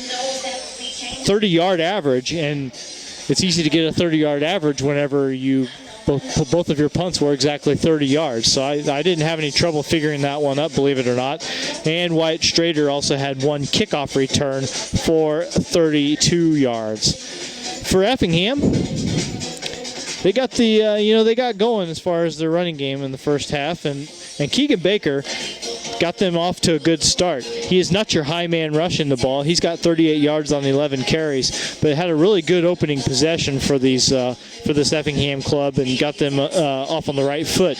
John Westendorf is the leading runner for the Hearts at the break. He's got 89 yards on 12 carries, but it's Tanner Pontius who got in the end zone. A 2-yard run. He punched one in from just in front of the end zone. That's his only attempt of the night. Pontius has completed 3 of 5 passes for 17 yards, like we mentioned. And I forgot when I was figuring out the team numbers that Connor Simmons also had a completed pass. It was a 5-yarder, of course, on that fake punt attempt, which was ultimately not successful. But Connor Simmons in the book with one pass completion for 5 yards. So just to clear things up, Effingham actually 151 yards instead of 146 in that first half. Evan Weymouth had 2 catches for 17 yards. Miles Maxiden caught that 5-yarder from Simmons, and Armando Estrada had a reception that ended up zeroing out as he caught the ball and then fumbled back on the other side of the first down marker. Effingham got the football, but turned it over on downs on the play, and that went in the book as right back at the line of scrimmage, so a 0-yard catch for Estrada. I'm not exactly sure, actually. There's probably, whoever recovered the fumble probably, actually, if we're getting real technical, probably has to eat the loss on that. That's how we've usually scored it through the years. But I have no idea who recovered that fumble, because there were about 20 players right there converged, not to mention everybody on the Effingham sideline. So, anyway, I don't know. At least I've kind of described to you what happened, right? You've painted a visual picture. Armando Estrada, Tanner Pontius has not punted, as it turned out in the first half. He was lined up to punt once and didn't do it. Estrada had one really good kick, one kick that went out of bounds in the first half. Damon Kalber had that punt return when the punt actually hit him in the back, and he was able to fall on it. So that goes in as a 0-yard punt return for him. And I think that's it. Lots of numbers, but as I always like to say, the only one that matters is 7, and the other one that matters is 0. And luckily, the big one belongs to Effingham. The Hearts have the lead at halftime. A little more work to do, though, in the second half. You'd like to see a good opening drive when the Hearts come out after the break. That was the world's longest 4 minutes after the Hearts scored to get the half concluded, and I think they can feel good about the fact that they didn't let Charleston score. They played good enough defense to keep the Trojans off the board. And as Dustin's pointed out, the Hearts get the ball to start the second half, so they can keep what momentum they might have built up intact as we get ready for more action. Want to get scores from Gail here in a second. I do want to mention that Dustin was correct. The Cubs did play this afternoon. It was emotional, not because they lost. I'm used to that this year, but because Chris Bryant made his return to Chicago. And even though he had a Giants uniform on, he was still a Cub, and lots of tears, including Chris Bryant. And it was a very classy moment. He did it well. Team did it well. Yeah, I mean, only organization he's ever been a part of. Yeah. And I don't think that trade was necessarily one where he said, you need to trade me. That was just a deal where they decided that they weren't going to get anywhere with trying to extend him, and so they were going to try to get what they could out of him at the deadline since they had cashed in the season. And I don't know, I guess you can always dream as a Cubs fan that perhaps they'll come to some arrangement with him in the offseason when he's a free agent. That doesn't happen very often. No, it doesn't. Teams always talk about, well, sure, we could sign him in the offseason, but he's going to be in demand, and he's playing well in San Francisco. So yeah, he fits in well with a really good ball club out there, and a versatile guy, plays 5 positions and all of that. So anyway, 6-1 the final, but it was a nice touch, and Cubs fans, if you hunt around, I'll bet you can find some really good video because it was kind of cool. Anyway, 6-1. Giants beat the Cubs. Usual situation, they got a good start, and then the bullpen didn't pitch well. There are lots of scores. I want to see what Gail has. I might even add a couple. Gail? All right. In high school football, Cumberland leads Arthur Lovington Atwood Hammond 35-0 at the half. Newton leads Casey Westfield at the half 21-14. As far as local baseball, North Clay defeated St. Anthony Bulldogs 2-1 in 8 innings. North Clay is now 10-0 on the year and 5-0 in the NTC. And like you said, the Cubs got beat 6-1. Sorry, Greg. And the Cardinals are losing as well. Cincinnati Reds lead 2-0 in the top of the fourth. And that's what I have. Redbirds need to win a lot more than the Cubs if you're thinking wild card, because the Redbirds still have a shot at that second wild card spot in the National League. But so do the Reds. So, Yes, exactly. So both teams dancing for that extra position. Cardinals have got a couple of good wins the last couple of nights, so we'll see what happens this evening. Meanwhile, the Crossroads Classic Volleyball Tournament is underway. Dave Woltman, nice enough to give us scores. Champaign Central beat Windsor's Two Straws 15-25, 25-11, 25-18. Mater Dei beat Teutopolis 25-7, 25-10. An earlier text from Dave told us Mahomet Seymour beat Teutopolis 25-16, 25-21. So, and one other score, Effingham beat Bloomington at the Crossroads Classic. Hearts a winner 25-17, 25-18. So thanks, Mr. Woltman, for those scores. And Dave tells us at halftime, Jerseyville in front of Lincoln. Galen, I can't remember where you were on your score. Jerseyville leads Lincoln 22-8 now, so big second quarter for Jerseyville. They're in front of the Railers by 14 at halftime. So all of those scores. And Gail mentioned Newton in front, Cumberland way in front. Again, Cumberland rated 6th in the state in Class 1A this year. So off to another great start. Another great football season. Boy, they've been rolling these last few years, the Pirates have. So, all that said, I will mention again, we will have a NASCAR doubleheader for you tomorrow over on your home for NASCAR, KJ Country at 102.3. At 1 o'clock, the Xfinity race is going to be run, and then the Cup race for this weekend is at 5 o'clock. So, a doubleheader of NASCAR for you tomorrow, 1 o'clock and 5 o'clock on your home for NASCAR, KJ Country at 102.3. Of course, the Back the Blue event underway in Effingham tonight. So a lot of festivities outside the Keller Convention Center. Tomorrow, of course, it's cruise night. Again, they will be having a celebration downtown at 3:30. They will have a moment of silence in commemoration of the 20th anniversary of 9/11. And then cruising downtown from 4 o'clock to 9 o'clock tomorrow night. High boys on the courthouse lawn and lots of other good food. And Tanya and I are going to be broadcasting downtown from 3 to 5 tomorrow afternoon. So a reminder, too, we at 97.9 will have appropriate music for tomorrow night. So if you want to get your DA slicked back, if you have enough hair to have a DA, you can do that and get your leather jacket out and have a good time downtown tomorrow night. And then Sunday, it's a commemoration of the 20th anniversary of the Cross at the Crossroads. That starts at 3 o'clock. At the Cross, and some real neat activities there. Going to have a history of the Cross from 3 to 3:30 tomorrow, and it was an amazing story getting that cross built. A lot of special people did a lot of special things to make that happen. So that's Sunday. So suffice to say, if you're looking for something to do this weekend, you won't have to look too hard. Are you and Tanya going to be in a car cruising around as you broadcast? We will be on our feet because we want to capture the close-up, the personal feel for the event. Gotcha. And they tell me no burnouts, and I had the Prius ready. So the station car. Does it? You tell them we were about due for new tires anyway. I think I'll just let that idea set aside. Next week, again, the Hearts are home to Mattoon. Kickoff at 7 o'clock at Klosterman Field, and we'll look forward to seeing you there. There's a special event just about every week, and we'll let you know more about that as the week progresses. Again, get out and see some of the Crossroads Classic either tonight or sometime all day tomorrow. Again, they're using Ford courts at Effingham High School. They're using several courts at Effingham Junior High, and they're at Sacred Heart School. So plenty of opportunity to see some A1 volleyball. It'd be nice for that home game against Mattoon next week to be for a chance to get your record back up to 500. And Effingham did some really nice things here in the first half. Like we mentioned, they got their ground game going a little bit and were able to get more than one guy going. And that really, that's a big step forward from where they've been. And defensively, they've done a good job of defending the pass, but also getting some pressure on the quarterback. Another thing that has been a struggle against Mahomet, against St. Teresa, those teams were able to keep their quarterback protected very well and open holes for the run game.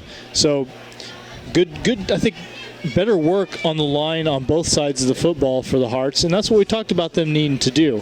And you see that it's a slim lead, but it's a lead, and that's progress. Yeah, absolutely. They have not allowed a point through the first half of this game. And when you consider they were down 28-0 in the first game after the first quarter, much less the first half, and the fact that they were down 10-0 last week, to have pitched a shutout for the first half tonight says a lot. Yeah, absolutely. And I still those were, at the end of the year, you're going to look back on those two teams and say those are two of the better teams we played all year long. And so there's no reason why losing those games has to mean that a season is lost. And I think you're seeing that tonight, that the Hearts have not given anything up. They're out there working hard, and they're playing good football tonight. Both the first two opponents are 2-0 going into their games tonight, so that says a lot. And if the Hearts would get on a roll, that's a lot of playoff points. Yeah, you like to see your opponents do well as the season progresses, and I don't think there's any reason to believe that St. Teresa's going to lose. I wouldn't pick them to lose any ball games, not knowing a whole lot about their schedule, but certainly didn't see anything to make me think they would. And I think Mahomet's going to be in the running for an Apollo, taking a shot at the Apollo this year. Connor Woodley is going to kick here for Charleston again. The Hearts deferred, so they get the ball to start the second half. It's 7-0 Effingham. Here's the kick, and it's a nice one, slicing, and it's taken inside the 5 by the Hearts. They go to the far side of the field. That's Westendorf. He's got a big hole. He's still on his feet to midfield or near it, and they run him out of bounds. And the Hearts have great field position to start this second half. That was a great kick by Connor Woodley, pinning Westendorf inside the 5-yard line. He took it at about the 4, I would say. But John did a good job of getting it up the field and turning that into a 36-yard gain. First and 10 for Effingham at their own 40-yard line. Hearts lead at 7-0. It's a good job by John to get Effingham a pretty manageable field position here. Pontius going to be up under center on first and 10. Got a man way back in the backfield. Instead, they give it to the up back, and he's slicing and dicing, and that's Armando Estrada, and he's got it into Charleston territory, still on his feet near the 45-yard line of the Trojans. Well, that's another thing, a signature for Brett is to come out and make that halftime adjustment and to add a little something to the playbook as the season rolls on, and there gets Estrada the carry in a 20-yard pickup. I think 15, right? From 15, the 40 I'm to the sorry, 45. I looked at the wrong spot. That's okay. That's the first time I haven't messed it up. Westendorf, they had him down for a loss, and he gets away. There's a flag now. He's got a first down. He's inside the 25-yard line before they take him down. Now we'll see what the flag's about. It's back here at the start of the play, so this all could be for naught, unless they grabbed his face mask when he went by. We'll wait and see. So I'm speculating here. Horse collar tackle. See, if you get up in that area around the neck, there's an area you're not supposed to grab, and that's the call. Apparently got a hand in the pads there, so not only does Westendorf, I guess you'll have to wait and see. You're not supposed to grab that. No. And that's the indication. Now the ball is spotted at the 26, and now the walk-off. So this is assessed after the play. So the play is good to the 26, Dustin, and then half the distance to the 13. So a great gallop by Westendorf, and then half the distance from the 26 to the 13. Yeah, 19-yard run for Westendorf. Gets him over the century mark. So a new set of downs here for the Hearts. First and 10 inside Charleston's 15. There's another handoff to Westendorf. He's still driving. He's inside the 10 and getting close to the 5 before they take him down. Nice run by John Westendorf. Nothing fancy. Good blocking by the middle of the line to open a big hole. And John hit it and then drove for another couple of yards. Side official tells me it's about the 12. About the 7. Gain to the 7. Here's the play. Westendorf again. He may be in. Diving for the end zone. Touchdown, Effingham.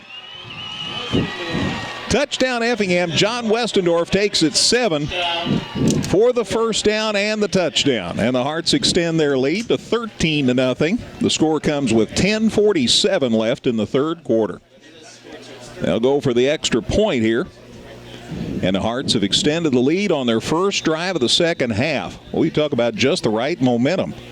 Estrada's going to try the extra point here. There's the placement. There's the kick. Looks good to me. The officials agree. And Effingham leads here at Charleston 14-0 with 10:47 left in the third quarter. Back with a kickoff in a minute on 97.9 XFM. The Giving Plate, a meal service with heart. Purchase fresh and frozen meals along with salads and wraps. We have provided over 1,000 free meals to members of our local community. Check us out at our website and order online at thegivingplatemeals.com. Whether you're in the market to purchase a new or pre-owned vehicle, Northside Ford on North Color Drive in Effingham will find a vehicle that works for you. Check out Northside Ford's selection of cars, trucks, and SUVs today. Armando Estrada got a foot into that one, kicked it into the end zone, so a touchback. The ball will come out to the 20, and that's where Charleston will take the ball 1st and 10. Nice scoring drive for the Hearts, and a quick one compared to the first one. 4 plays, 60 yards, took 1:13, and that was at the start of our second half. The 7-yard run by John Westendorf, followed by the kick by Estrada, and the Hearts lead it 14-0. Yeah, John Westendorf up to 121 yards on 15 carries as he got that touchdown, and also had a really good kick return to start all of that. He took one from inside the 5 out to the 40, so that's John Westendorf show to get the second half started. See what Charleston does to try to respond here. Here's the snap, handoff, and the runner gets it out across the 20 near the 23 before he is taken out. Boy, there's Heil again, and also in the fray for Effingham is Maddox Burner on the stop for the Hearts. And Charleston's got a new quarterback in, Greg. We noticed that Jack Nelson was taking an awful lot of punishment there at the end of the second quarter, and it appears that they have got somebody else in. That's Wade Wright, I think, that they've moved over. Now he's lined up. Let me in the double slot. check. All right. 33, I think, is our quarterback now for the Trojans. There's the snap, and it is 33, and there's a whistle off the ball. Let's see what that's about. It might have been delay of game or a procedure penalty. So the quarterback for Charleston now is Nate Schrader. Nate Schrader at quarterback here. Illegal procedure, 23 red. Procedure penalty on Charleston, so that'll move it back 5. So things are not going well for Charleston. Again, I haven't mentioned it since the pregame show, but they're running tonight without their head coach. Jerry Payne is not here tonight for Charleston. They haven't said why, but he isn't available. So Tyler Hanner, who used to be the varsity coach here, has taken over the reins for the Trojans for now. So the 5-yard walk-off. So the ball's back outside the 20 now. There's the snap. Quarterback rolls to the far side. The Hearts are after him. There's the pass. He's got a man, and it's caught. And there's a flag, and there's going to be a catch, and he gets away from 2 Hearts defenders, and he's finally taken down near the Effingham 40-yard line. Yeah, they'll wave that flag off because it was a pass interference penalty, but the catch was made anyway by 32 Langdon King. That's going to be a first down for the Trojans. Nice throw by Nate Schrader. Had plenty on that ball. Obviously not the first time he's played quarterback. And the catch was made, and the gain is to Effingham's 41-yard line. And it is pass interference. So the pass is completed at Effingham's 41. They're talking it over with the Charleston captains. And Pass interference, white, decline, first down. Obviously the penalty's waived off because the play gains more. So it's 1st and 10 for Charleston at the Hearts' 41-yard line. Yeah, it's a 40-yard pickup. That was a heck of a throw. So Schrader may like being quarterback. He's back in the shotgun. Their quarterback's been there just about all night. There's the handoff. He's trying to pick his way through some defenders for the Hearts, and the Hearts were having none of it. That was Xavion Johnson-Mitchell, and a loss on the play. Loss back to the 2-ish. Yep. Loss about a yard and a half. So it's 2nd and 11 or 12 here. Hearts lead at 14-0. 9:05 left in the third quarter.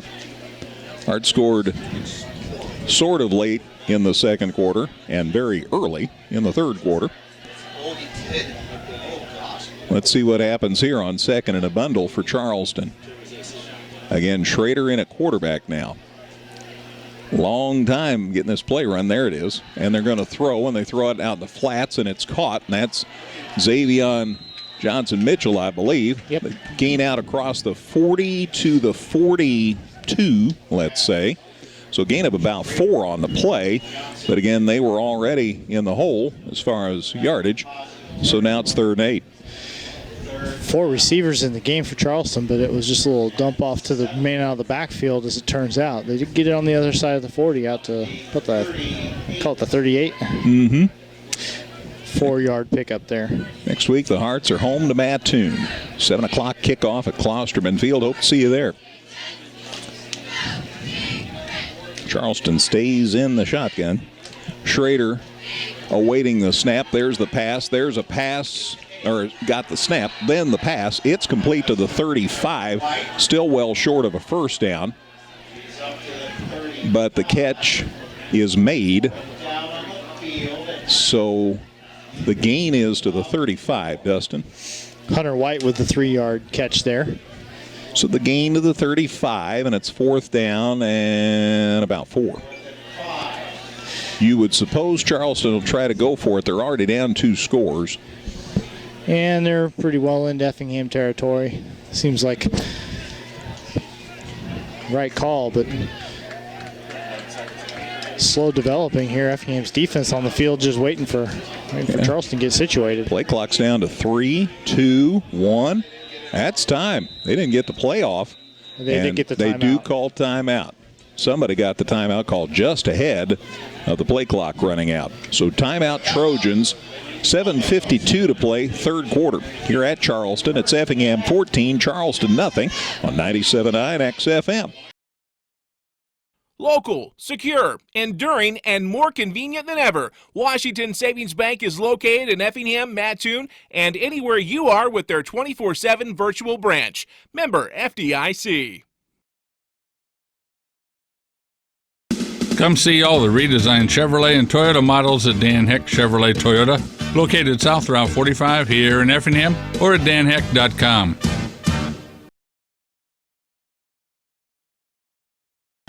All right, 7:52 remains in the third quarter. Hearts lead here at Charleston 14-0. It's 4th down. Charleston has to get the ball past the 31 to get a first down, so it's about a 4th and 5 here. Let's see what happens. From the shotgun, Schrader looking to throw across the middle, and it's incomplete, and the Hearts will get the football. Maybe a couple different possible receivers in the same neighborhood for that one there, and neither one of them came away with it, so the Hearts will take it over on downs, and their defense gives up a big play, but stands up when they need to and get the ball back. So 1st and 10 for Effingham. They'll start this drive at their 36 with 7:47 left in the third quarter. Effingham, first lead of the season, and then they extended it to start this second half. So a lot to like so far. Pontius up under center here on 1st and 10. Looking to throw, checks off on a couple of people, going deep, got a man, is it going to catch it? That's the thing, or is it going to be picked? It ended up incomplete, and maybe that's just as well.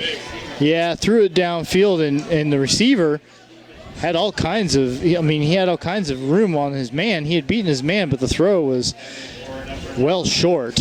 Yeah, Caden Walls was the intended receiver. I think Charleston might have had a better shot at it by the time. Boy, that was up a long time. Yeah, way up in the air. So 2nd and 10. There's the handoff this time. Keegan Baker, boy, had a head of steam up, and then Charleston hit him a lick. He still manages to fall forward to about the 38-yard line. So that'll make it 3rd and about 7.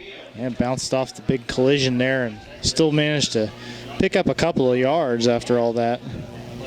We'll call it 3rd and 8. So the ball at about the 38-yard line. Hearts again in front, 14-0.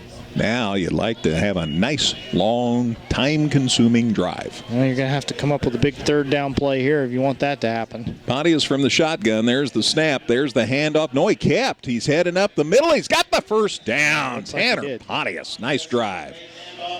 Good fake.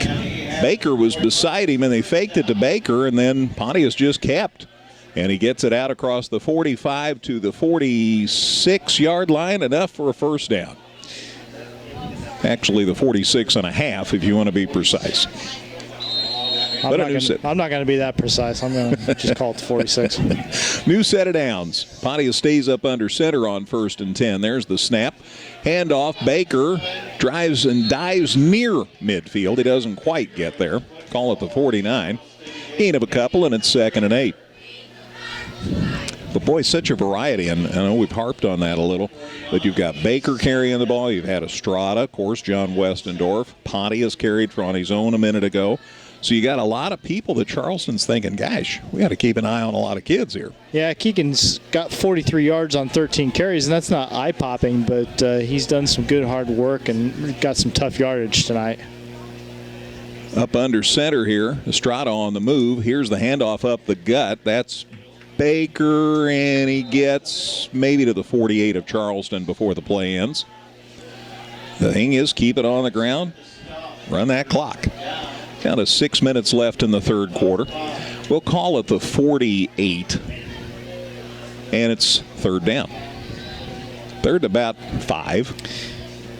I think you're facing third and longer than this the last set of downs, and we're able to convert. You don't want to keep putting yourself in this position, but Hearts were able to convert that last time. See what they got in store for this play. Walls and Estrada are split wide either side of the field. Now they bring Estrada across, and they've got another man shifting, and you can't do that. They're going to go ahead and run the play, but flags are flying everywhere. Pontius runs, and he gets out of bounds inside the 40, but that play's coming back because they sent Estrada across the middle of the field, and then in motion was Evan Weymouth, and two guys in motion at the same time. Well, they just don't let you do that. They were both moving while the ball was snapped, and so, yep. So must have been a timing play, and somebody was not in on the timing. So they mark it off from the line of scrimmage, which is the 48. Now the officials continue to talk it over, so we'll get her all straightened out here. Now they're going to walk it off. 5-yard walk-off takes it back to Effingham's 47-yard line. Still third down, but now it's 10. 3rd and 10. Sounds like a nice time for a pass play. As long as it's a good one, that's all my only ask. You bet. Down to 5:26 left in the third quarter. Hearts in front, 14-0 here at Charleston. See what they do here on 3rd and 10. Pontius up under center, lone setback. Bring a man across the middle. Pontius going to throw. Now he's scrambling. Now he tucks it in. He runs to the sidelines. He has the first down before they head him out of bounds inside the 45-yard line. Yep, the line judge comes up and gets about a step and a half on the other side of the marker. So Pontius, I don't think that was not a design run. He dropped back, saw the defense coming, and rolled to his left, and then just decided to tuck it in and take off. And it was a good decision as he got all the yardage he needed and then just a little bit more. Gain to the 43. So a new set of downs for Effingham. As Tanner Pontius, showing some gumption, says, you know what? I might be the best option here. And he gets the first down. So 1st and 10 for the Hearts at Charleston's 43. 5:15 left in the third. Hearts by 2 touchdowns. Baker the handoff here. Keegan still on his feet. He's inside the Charleston 40 before they take him down. Good gain on first down. So Keegan Baker advances the football to the 37.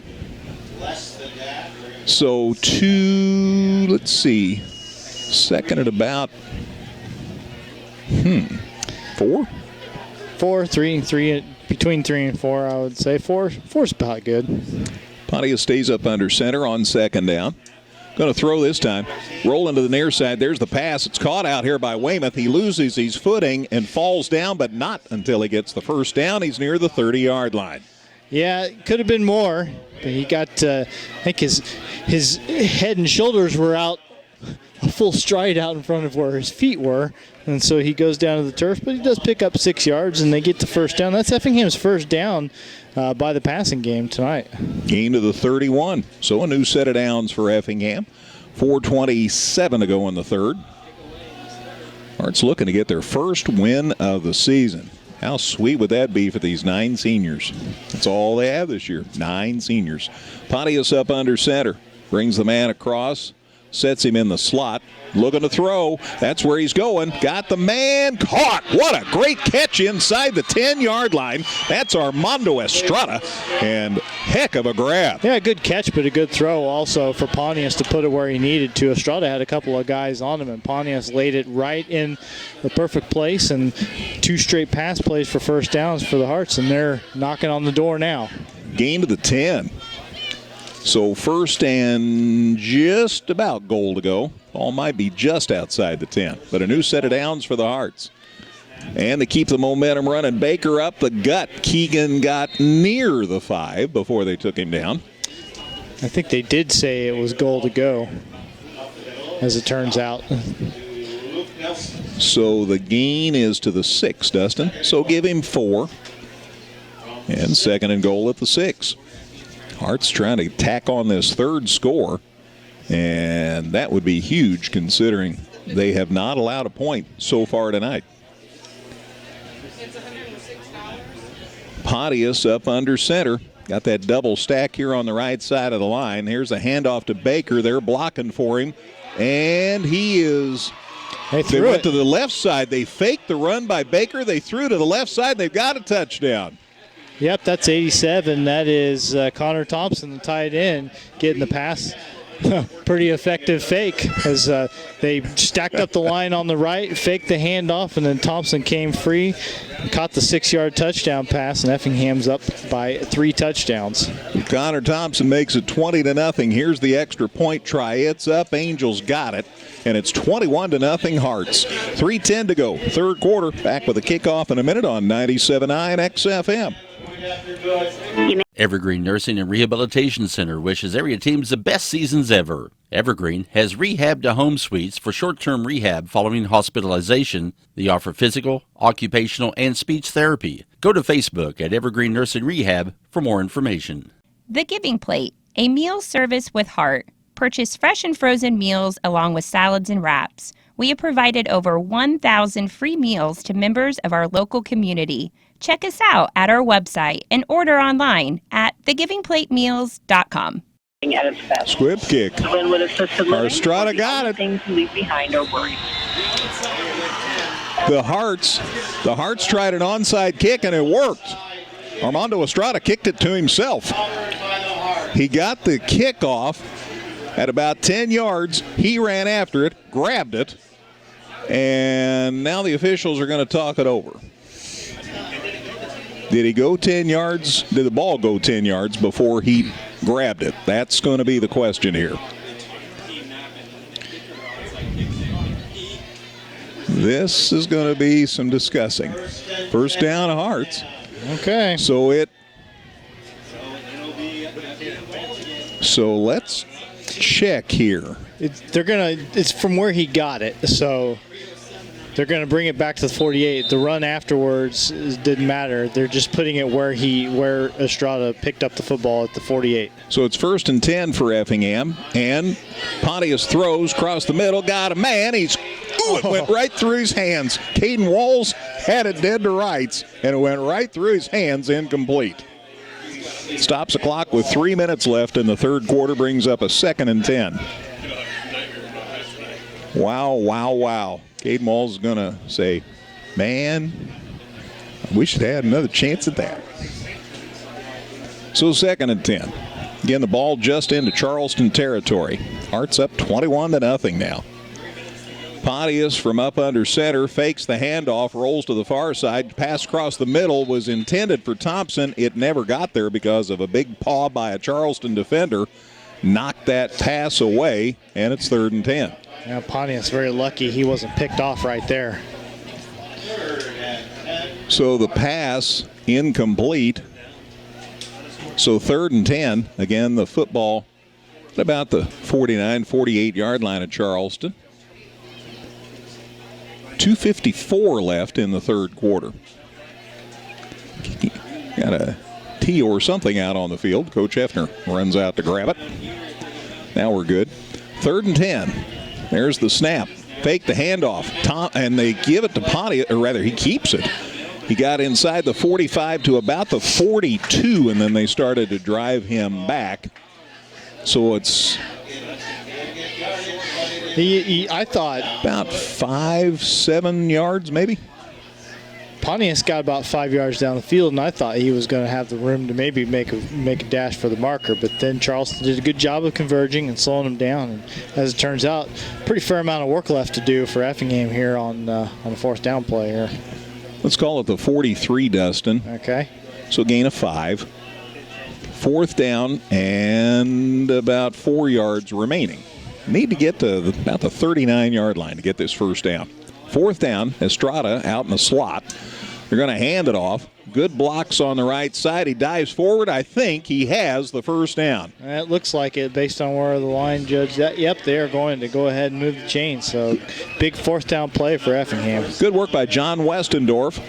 He gets the yardage they needed for the first down. And the gain is to the 38-yard line. So Westendorf with the first down. And the new set of downs here for the Hearts at Charleston's 38. Minute 45 left in this third quarter now. Estrada out here to the far side. They look off at a couple of people. Pontius wants to throw. Now he's going to run, still on his feet, and they push him forward on the tackle, and he got close to the first down. He did. I hate to see him take such a big hit in the middle of the field like that, but he did pick up quite a bit there. Going to set up second down and very short here. Got it to the 29. So from the 43 to the 29, the 38 to the 29, a gain of 9, and it's 2nd and 1. Hearts maintain possession. Just outside a minute to go in the third quarter now. Hearts by 3 scores. Pontius gets the snap up the gut. Westendorf's got the first down, still on his feet. He's inside the 20. There's a flag. He's near the goal line. He dives into the end zone. Now we'll see what the penalty's about. Well, nobody's celebrating for the Hearts. Going to assume that there's an illegal block or a hold. Boy, right about the time I got excited is when the flag got thrown. Yep. The flag is at the 21-yard line. Let's find out what's up. Walk in the back. 16 white. College official because he's given the numbers.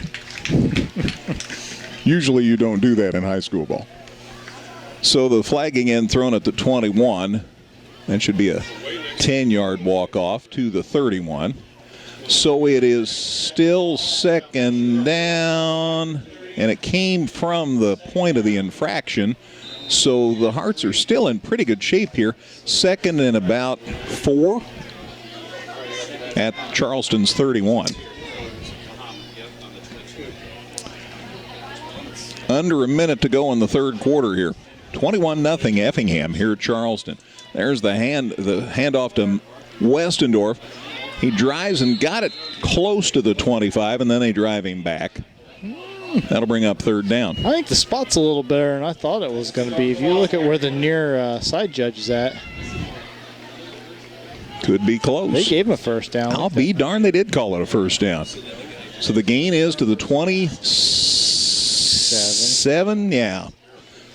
So gain of 2, and that's enough for a first down. So the Hearts moving the ball very efficiently on the ground tonight. Yeah, Westendorf up to 139. Effingham up well over 200 rushing yards for the game. Pontius stays up under center on 1st and 10. They bring Estrada from the near side. They hand it off to him. Found a hole, cuts it upfield, got it inside the 25. There's a late flag. There are several whistles, and now the activity ceases. Let's see what this flag's about. Happened right in the middle of the field. Offensive hold, 60 white. So the Hearts are called for the hold. That'll bring it back 10. So Estrada, they threw the flag at the 26, brought it back to the 36. So a yard gain for Estrada. in the score sheet here anyway. Flags at the 26, so that'll bring it back to the 36. I can do that kind of math. And so it is first down and a bunch. Should be, yeah, that's a good call. 15, something like that. They have to get the ball. They got to get it to the 17, and it's on about the 36, 37 right now. So it's first and 20. Yeah. So that was the end of my good math. Jay, just keep getting further and further away from the goal line. But time is also running off the clock. This might be the last play of the third quarter. They're running up the gut. It's Westendorf still on his feet, and he got all that penalty yardage back. He gets it near the 20-yard line before they take him down, and that is the final play of the third quarter. We'll sort it out, letting you know exactly where the Hearts are running here as we start the fourth period. After 3, it's Effingham 21, Charleston nothing here on 97.9 XFM. Whether you're in the market to purchase a new or pre-owned vehicle, Northside Ford on North Color Drive in Effingham will find a vehicle that works for you. Check out Northside Ford's selection of cars, trucks, and SUVs today. Local, secure, enduring, and more convenient than ever, Washington Savings Bank is located in Effingham, Mattoon, and anywhere you are with their 24/7 virtual branch. Member FDIC. Back at Charleston High School, ready for the fourth quarter. Effingham in front here, 21-0. Hearts looking for their first win of the season.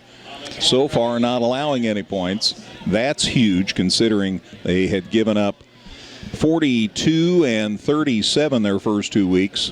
So far, they've given up none tonight. Yeah, and after taking that 21-0 lead, getting the onside kick, they've had the football since the 7:47 mark of the third quarter. Charleston not going to be able to make up any of that ground when they can't, when they don't have the ball in their hands. Effingham now looking just to keep this drive going, and you get another score here. Second down, pretty darn good shape. You bet. Second down and 7. They have the ball at Charleston's 23. Remember, the Hearts got the ball to start this second half, so Charleston's barely had any time of possession in this second half. There's the snap. Pontius from the shotgun throws to the sidelines. There's a catch by Caden Walls, and he dives forward, gets near the 10-yard line before they take him down. I think he stayed in bounds. And there's the first down to boot. And here's a very, very, very late flag thrown around the Hearts. I can't imagine what this is about. Dead ball foul. Unsportsmanlike conduct, 52 white. Well, you probably heard who that is. Yeah, that's unfortunate. Effingham had gotten the first down. Then you're going to walk it back 15 yards. They just, no matter how hard they try, can't seem to get any closer to this Charleston goal line here. So Coach Hefner out, want to make sure what's the situation, and probably will be making a lineup change here. So 15-yard penalty off the end of that play. 15-yard penalty, be first down. Ball is walked back out across the 25-yard line to the 27. So Pontius ends up getting the play, and the Hearts are ready to roll here after that penalty. It was an 11-yard gain for Walls, by the way. And then the walk-off of 15. Handoff, Westendorf up the middle, still on his feet. He gets away from 2 or 3 people, still on his feet. He's inside the 5, and it's going to be goal to go for Effingham. That was a good run. That was, I mean, he bounced off several guys. That was just good, hard-nosed, put your shoulder down running right there. Goal to go. It's going to be set down at the 2. First and goal at the 2-yard line. Heck of a run by John Westendorf. He's having himself an evening. Yeah, he's up to 177 on 20 carries now. That will get you some attention. So the Hearts have it first and goal to go at the Charleston 2. They lead it 21-0 as we are into the fourth quarter. Pontius up under center on goal line here. Handoff up the middle. Westendorf diving forward. Touchdown Effingham. John Westendorf, 2-yard touchdown run. Hearts extend the lead to 27-0. The score comes with 11:36 left in the ball game. Second score of the night for John Westendorf. Estrada's back to try this extra point. He and Angel have taken turns tonight. And I have not mentioned the holder, and shame on me. Zach Donaldson's folks will be furious with me.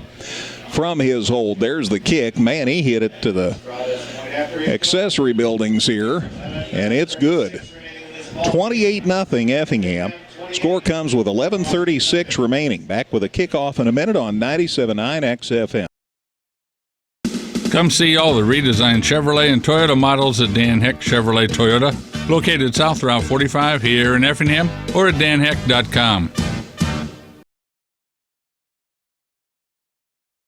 Evergreen Nursing and Rehabilitation Center wishes area teams the best seasons ever. Evergreen has rehab to home suites for short-term rehab following hospitalization. They offer physical, occupational, and speech therapy. Go to Facebook at Evergreen Nursing Rehab for more information. Another multi-play drive. I'm saying double-digit number of plays on the drive. That's the third one that the Hearts have scored on tonight. Here's the kickoff by Estrada. It's taken inside the 10 and then dropped, then picked up. Man tries to move it along the far sidelines, and now he's loose from the bulk of the Hearts defenders, and he finally got run out past the 35-yard line.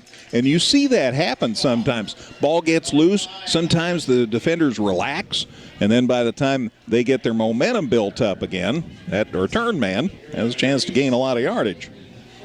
Such was the case there. Ball's out across the 35 at the 37-yard line, let's call it. First and 10 for the Trojans at their 37. 11:27 left in this one. Hearts a 12-play, 48-yard drive. Took 3:31 off the clock. 2-yard touchdown run by McWhorter. Estrada's kick was good. And the Hearts lead at 28-0 here at Charleston. Coming home next Friday night to Mattoon. Kickoff at 7 o'clock at Klosterman Field. We'll have it for you right here. Charleston had an injury, and so they changed quarterbacks along the way. There's a snap and a handoff and a not much. The gain to about the 40 on the run play. Yeah, I mean, we assume that Jack Nelson was beat up. He took a lot of shots there in the second quarter. Also didn't complete a lot of passes, so could be a combination of things there. Give him 2 to the 40. It's 2nd and 8. Johnson Mitchell, they've held him to 11 yards on 6 carries. Nobody has been able to run the ball very well for Charleston. They've got 44 rushing yards on 17 attempts tonight. Remember, they had only played one game. They won their first one by forfeit. And Schrader had 15 yards rushing. Johnson Mitchell had 10 yards rushing last week. So not a lot to build on. And now we have a whistle in the backfield. And we've got a timeout, Charleston. Trojans call time. 10:38 left in this one. Back in a minute. Hearts lead at 28-0 on 97.9 XFM.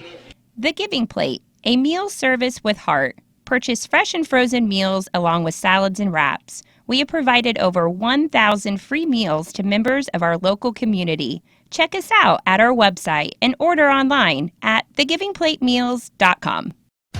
Whether you're in the market to purchase a new or pre-owned vehicle, Northside Ford on North Color Drive in Effingham will find a vehicle that works for you. Check out Northside Ford's selection of cars, trucks, and SUVs today.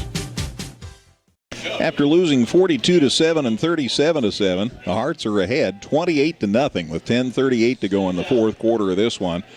And they go, Charleston does from the shotgun. They roll to the near side. Here come the Hearts. He eluded one defender. He doesn't elude Dalton Fox, and down he goes.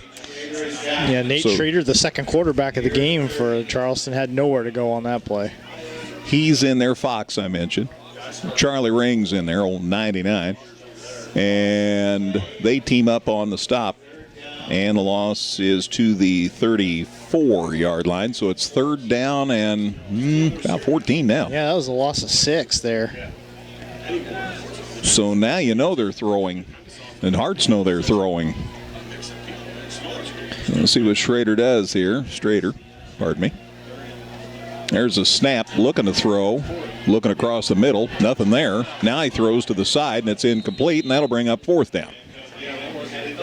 He came to the far side. He showed pass across the middle, then pulled it down ran to the far side of the field, kind of still on the run, threw it incomplete, and that brings up 4th down, and Charleston's going to kick it away. It was Nate Schrader's first incompletion since coming in as the quarterback. He'd been 3 for 3 for 47 yards, but that one not particularly catchable.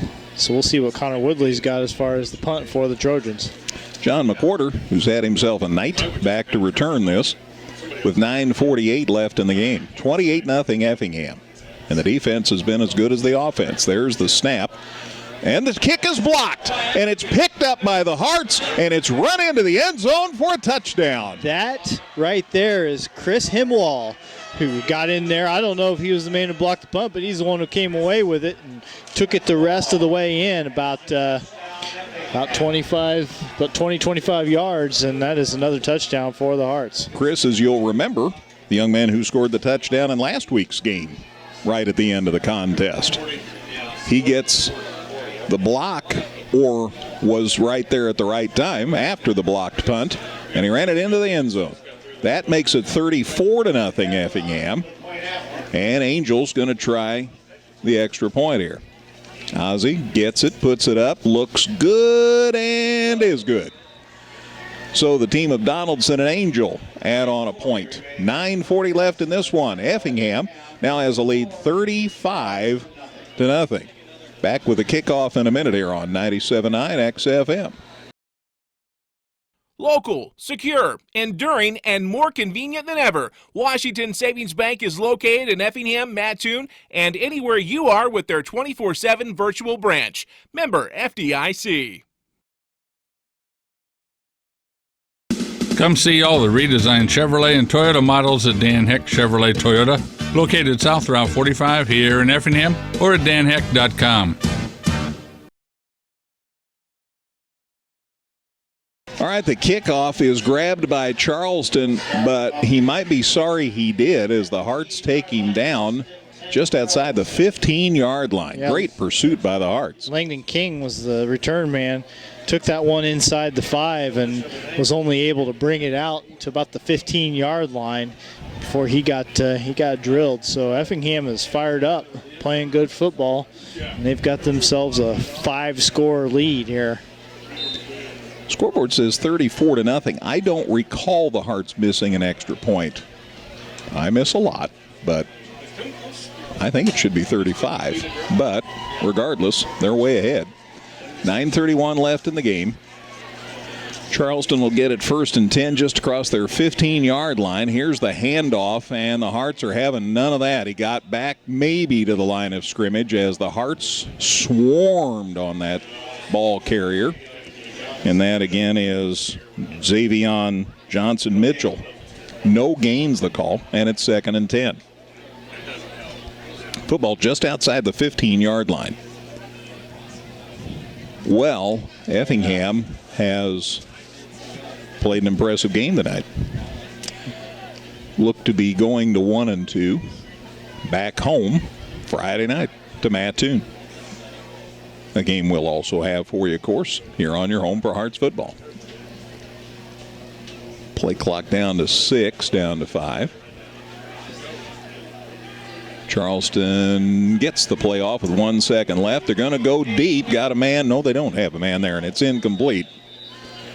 The intended receiver, I guess, was Langdon King, and he was a long way from where that football landed. Yeah, King had both his palms in the air, saying, not sure what happened there. If his quarterback expected him to turn it back to the middle of the field or what, but bottom line is it falls to the turf, and another 3rd down situation coming up. Incomplete pass stops the clock with 8:35 remaining. Hearts lead it by 5 touchdowns now. There's the snap. Here's the handoff, and turning it up the middle, a good run out across the 20 to the 24-yard line. So good gain by Johnson-Mitchell. Nope. Okay. Sorry. That's right. To the 24-yard line. So it's 4th down and 3. Got to get past the 27-yard line for a 1st down. Just outside 8 minutes left in this one. Hearts scored with 4:16 to go in the 2nd for their first lead of the season. And they've added to that advantage from that point. 35-0, I think. We'll double there check. Must have been a missed one in there somewhere. Snap, run up the middle.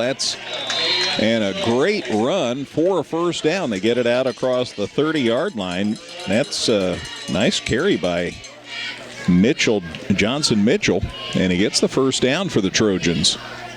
They set the ball down at the 32-yard line, and a new set of downs for the Trojans. And he had 11 yards on 7 carries. Now he's up to 27 yards on 9 carries, back-to-back 8-yard runs. A little gimpy as he comes off the field. Yeah.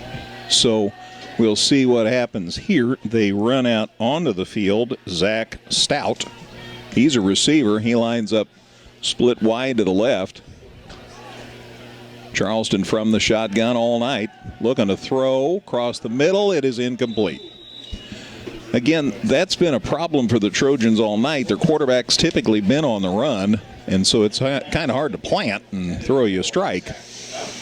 And that certainly hasn't been the story the first couple of weeks for Effingham. They haven't been able to get that kind of pressure in the backfield, so it's been nice to see a quarterback who's not comfortable. Either one of the quarterbacks that have been in the game for Charleston tonight. And then on the other side of things, giving Tanner Pontius a little bit more time to make a few throws tonight. Jerry Payne, again, the Charleston varsity coach, is not here tonight for undisclosed reasons. Here's a handoff, and boy, the Hearts were waiting. He got to the 30, which is a loss. And then take your pick on the tacklers for Effingham. That was great pursuit by Effingham, and I think Logan Heil led the party that time. They have a flag thrown over by the Effingham sideline. Yeah, something after the play, I believe. All right, so it's on Charleston. Yeah, and the Hearts wisely declined because it's 3rd and 10, 12, 10 or 11, so why not? Yep, it was a loss of a couple of yards on the play, so you'll take your chances with this one. Down to 6:49 left in the game. That's actually 11 or 12 yards to go for a first down here. Charleston in the shotgun. Looking to throw. Here come the Hearts. He eludes one defender. Now he's moving forward. There's a flag. He drives near the 35 before the Hearts take him down. And you make the call. Max Koenig's in there for the Hearts, and also making that stop, Blake Bushu for Effingham. Now let's see what the flag's about. 71 red. Yeah, another holding call. You kind of figure slow developing play like that eventually an illegal block's going to get thrown, and that's exactly what happened. So 10-yard walk-off, and he'll take the football back inside the 25, and eventually to the 20-yard line. So the penalty must have been thrown at the 30, and then the 10-yard walk-off back to the 20.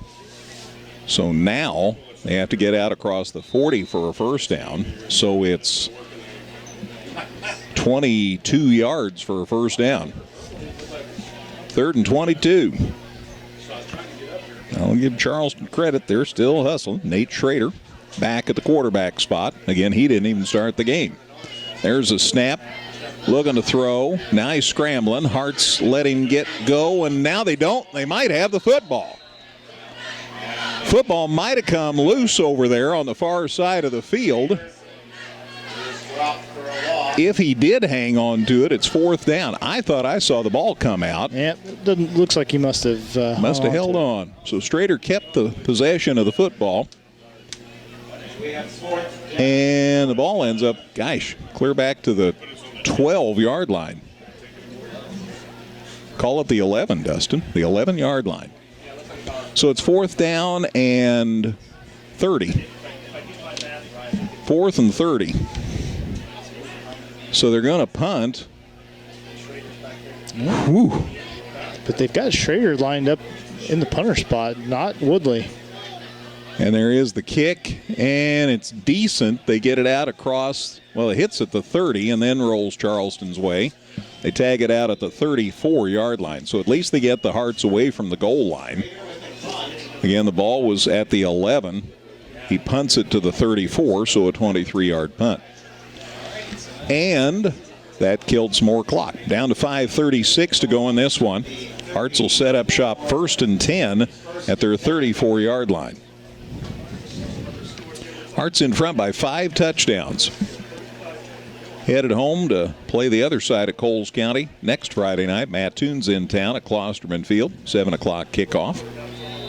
And we'll have it for you on 97.9 XFM. Dave Woltman tells me at halftime, Muhammad Seymour led Mount Zion 21-13. Interesting. So just adds to the fact, more confidence to the idea that Muhammad, real good, maybe one of the best teams in the Apollo. Pontius handoff. McWhorter still on his feet, gets to the 30 as they just work really hard here. I want to double check. Maybe it is a different running back. Let me double check here. Hemwall maybe? Yeah, Hemwall. He got the ball on that blocked punt and took it in for a score. So John Westendorf's evening appears to be done. 179 yards and 2 scores on 21 carries. So Chris Hemwall, number 42 for Effingham, checks in. Ball's at the 30, gain of 4, 2nd and 5. Handoff, Hemwall again, up the guts, got the first down, still on his feet, getting loose, and he got near the 10-yard line before they take him down. Boy, nice quick step to the right. Got him away from the Charleston initial defense group. Secondary had to come up, make stop at the 11-yard line. 19 yards.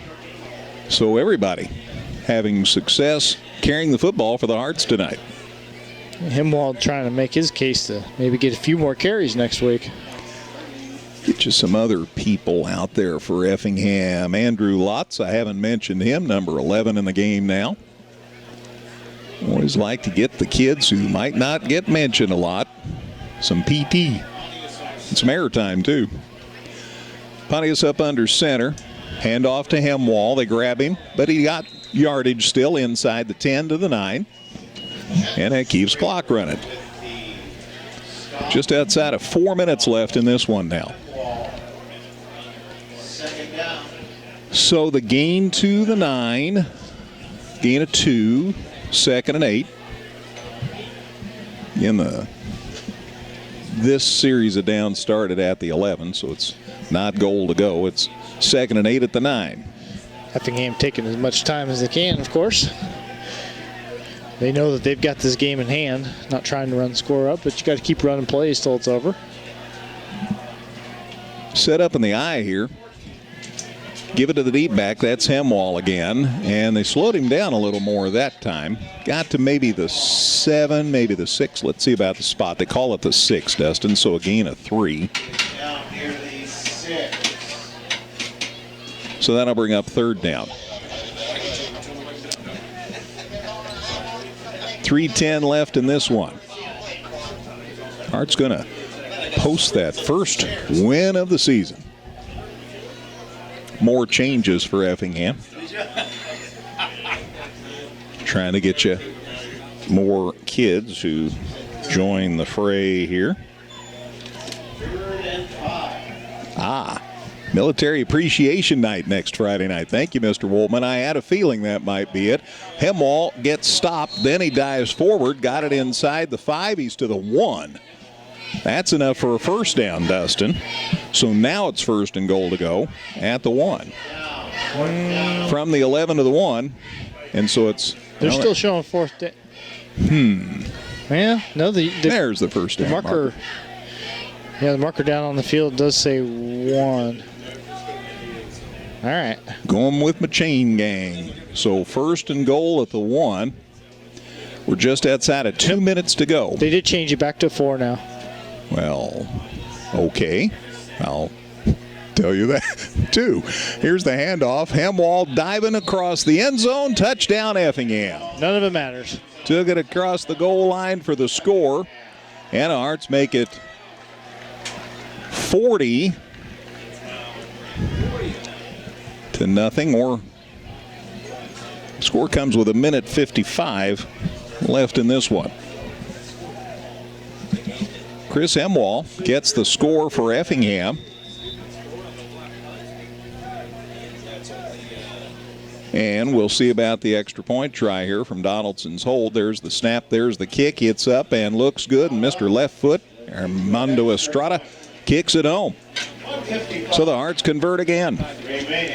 Back with a kickoff in a minute on 97.9 XFM. Evergreen Nursing and Rehabilitation Center wishes area teams the best seasons ever. Evergreen has rehab to home suites for short-term rehab following hospitalization. They offer physical, occupational, and speech therapy. Go to Facebook at Evergreen Nursing Rehab for more information. The Giving Plate, a meal service with heart. Purchase fresh and frozen meals along with salads and wraps. We have provided over 1,000 free meals to members of our local community. Check us out at our website and order online at thegivingplatemeals.com. All right, this last couple of minutes is going to go quick because now we're under continuous clock. I double-checked about the extra point, and I, for once in my life, was correct. The Hearts did convert on all 6 touchdowns, so it's 42-0 Effingham. And the return by Charleston is out to about the 25-yard line. We've got a Hart on the sidelines, and it might be Hemwall. I think it's just a cramp. They're stretching him out there on the sidelines. Looks like Chris is okay. All right, so it's 1st and 10 for Charleston at their 25. That's where they'll set up shop here with 1:16 to go in this one. Again, continuous clock now. And we've got time on the field. Trojans call time. So, Dustin, let's take a minute here, and let's recap that last scoring drive. How about that? Why don't we? It was a 6-play, 34-yard drive for Effingham. Short field, they converted on 6 plays and took 2 minutes and 9 seconds to do it. The touchdown was Chris Hemwall, in from a yard, and the extra point was good. That was actually Chris Hemwall's second touchdown of the evening, of course, because he got 1 rushing touchdown and also took a blocked punt in for a score. So Chris has had himself a busy night. Hopefully, like you said, hopefully just cramping up over there. But what a night for him and what a night for Effingham as they're going to get in the win column for the first time. So back-to-back scores on these last 2 scoring drives by Effingham. Well, the blocked punt led to a score and then the scoring drive. And the Hearts are up 42-0. So continuous clock now once we're done with, I guess, an injury timeout. That's one of the things you can stop the clock on in continuous clock. There's a handoff, and the Hearts stop him for no gain at the 25-yard line. Trying to give you some extra numbers for the Hearts. Caden Gilman's out there for Effingham. And always do what we can to get you just as many kids as possible. Let's see. Trinity Womack's out there on the line for Effingham.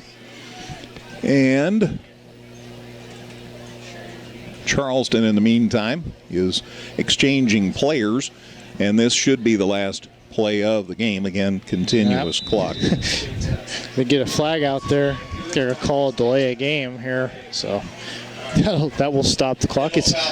Well, no, it doesn't stop the clock, but it's going to end the game. You do still have to run plays. You are correct. Want to give a shout out, one more kid. Spencer Fox is out there, Dalton's little brother. So he got in the game tonight for the Hearts. There's the horn, and the Hearts have come to Charleston and posted a win. Final score for Effingham. Effingham 42, Charleston nothing. Hearts are 1-2, Charleston 1-2. We'll talk with Coach Hefner. We'll have all the stats from Dustin. Gail's working on scores. And we'll have that and more in a minute here on 97.9 XFM. Whether you're in the market to purchase a new or pre-owned vehicle, Northside Ford on North Color Drive in Effingham will find a vehicle that works for you. Check out Northside Ford's selection of cars, trucks, and SUVs today. Local, secure, enduring, and more convenient than ever, Washington Savings Bank is located in Effingham, Mattoon, and anywhere you are with their 24/7 virtual branch. Member FDIC. This is the Pro Rehab Postgame Show. Pro Rehab is your best choice for physical therapy. Call 217-606-3004. Well, a good-sized crowd that came to Charleston from Effingham tonight, go home happy. Effingham posts their first win of the season. Final score, Effingham 42, Charleston nothing. Hearts go to 1-2 on the season, 1-1 in the Apollo. Headed home next Friday night to Mattoon, who we just found out won their game tonight. Mattoon got the victory over Taylorville by a count of 12-8. Thank you, Mr. Woltman, for passing that along. So it'll be Effingham hosting Mattoon next Friday night. And again, it'll be Military Appreciation Night next Friday night, so get ready for that. Hearts wear those camo uniforms. It's a pretty cool night, so keep that in mind for next Friday. All right, let's recap the scoring in this game.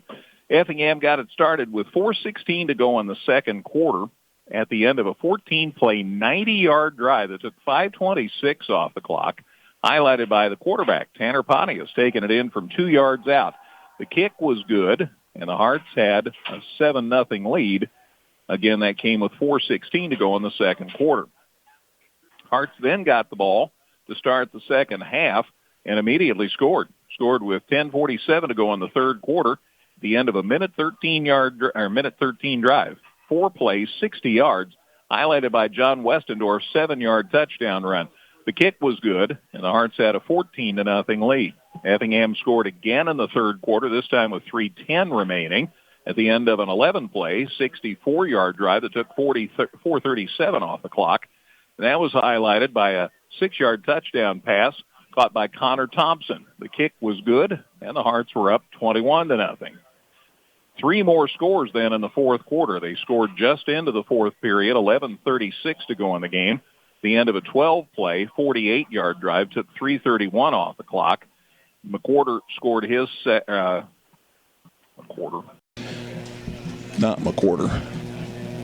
Westendorf scored his second touchdown. And John Westendorf scored from 2 yards out. The kick was good, and the Hearts had the lead up to 28-0. They scored again their next possession just a couple of minutes later with 9:40 left. That's when Charleston had a 3-and-out. They punted, and the Hearts blocked the punt. Chris Hemwall scooped it up from 22 yards out and galloped in. The kick was good, and the Hearts were up 35-0. And then they scored with a minute 55 left at the end of a 6-play, 34-yard drive that took 2:09 off the clock. That again, Chris Hemwall. He scored from the 1. The kick was good, and the Hearts had a win, 42-0. So exciting offense, exciting defense, great combination to come on the road and post the win over Charleston, 42-0, the final score. Dustin's going to have a load of stats for us. Gail has plenty of scores, and we'll talk with Coach Hefner. It's all on the way on the postgame show in a minute on 97.9 XFM. Come see all the redesigned Chevrolet and Toyota models at Dan Heck Chevrolet Toyota, located south Route 45 here in Effingham, or at danheck.com. Evergreen Nursing and Rehabilitation Center wishes area teams the best seasons ever. Evergreen has rehab to home suites for short-term rehab following hospitalization. They offer physical, occupational, and speech therapy. Go to Facebook at Evergreen Nursing Rehab for more information. Back at Charleston High School, final score tonight, Effingham 42, Charleston nothing. Hearts get their first win of the season and an all-around good performance. Great defense and great offense. Special teams did their job as usual. That's the one thing we've been able to count on this season is good job by our special teams kids.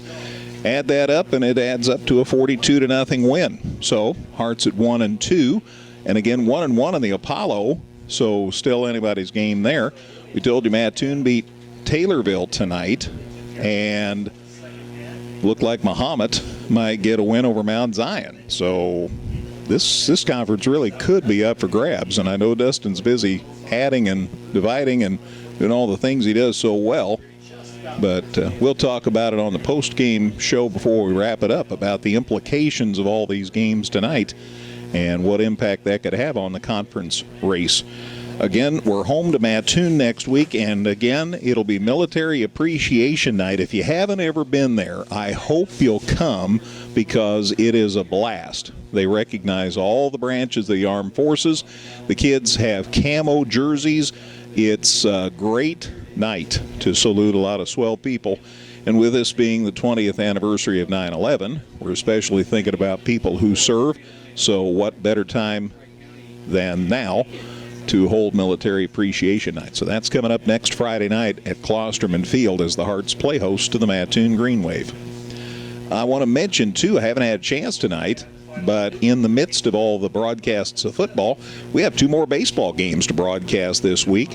Games coming up on Wednesday, that's Altamont and St. Anthony, should be a good one. And then Thursday, 2 good teams, it's Teutopolis and North Clay. So those are our Wednesday and Thursday games. This game between St. Anthony and Altamont had gotten canceled earlier in the month, or back in August, actually. So they're going to take care of that. And then we'll have those games Wednesday and Thursday, and then Dustin and I'll have football for you Friday night as Mattoon's at Effingham. So 3 more broadcasts. And again, we have a doubleheader in NASCAR tomorrow, as we have Xfinity race action at 1 tomorrow, and then the Cup race is at 5 o'clock. So both those coming up tomorrow at Richmond, and we should have some fun. That'll be on KJ Country at 102.3. Almost as much fun as hearing the stats on this one, Dustin. Well, you want to talk about fun. That'd be the second half for Effingham in this game. Remember, they were outgaining Charleston 151 to 102 at halftime, but it was a 7-0 game, and it was tight. They outgained Charleston 233 to 51 in the second half, however, and ended up with 384 yards of total offense. The Hearts ran 63 plays, gained 384 yards. Charleston just 153 on 50 plays. Effingham ended up with 318 rushing yards tonight, 50 plays. That's a 6.4-yard average, and scored 4 touchdowns on the ground, while limiting the Trojans to just 43 rushing yards on 25 attempts, including only 4 yards on 11 attempts after halftime. So the Trojans, for the evening, averaging well under 2 yards per running attempt, and that will just typically get the job done. Hearts put the ball in the air 13 times tonight, completed 8 of those for 66 yards and another score, while the Trojans passed the ball 25 times, completed 10 for 110 yards, but just 6 passing attempts after halftime as they had to replace their starting quarterback. They had been going with, they'd been starting Jack Nelson. Nate Schrader took all the snaps in the second half. Not 100% sure what the story was. Nelson had been taking quite a few hits, though, so could have been banged up. Could have just been a thing where they thought they needed to change the scenery, but whatever the reason was, he only played in the first half.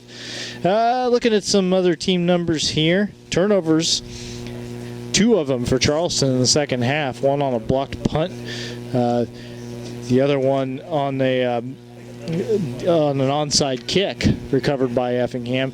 How often do you see a kicker recover his own onside kick? But that's what Armando Estrada did. So the Hearts never did turn it over. They put the ball on the ground 3 times in the first half, but never did turn it over. So they took it away twice. 6 penalties for Effingham for 60 yards. 5 penalties for the Trojans for 40 yards. Coach Hefner's making his way up here, but I bet I can bust through these pretty quick. I'll bet. Jack Nelson, 22 rushing yards for Charleston on 7 attempts tonight. Nate Schrader, he ended up losing 4 yards on 7 attempts.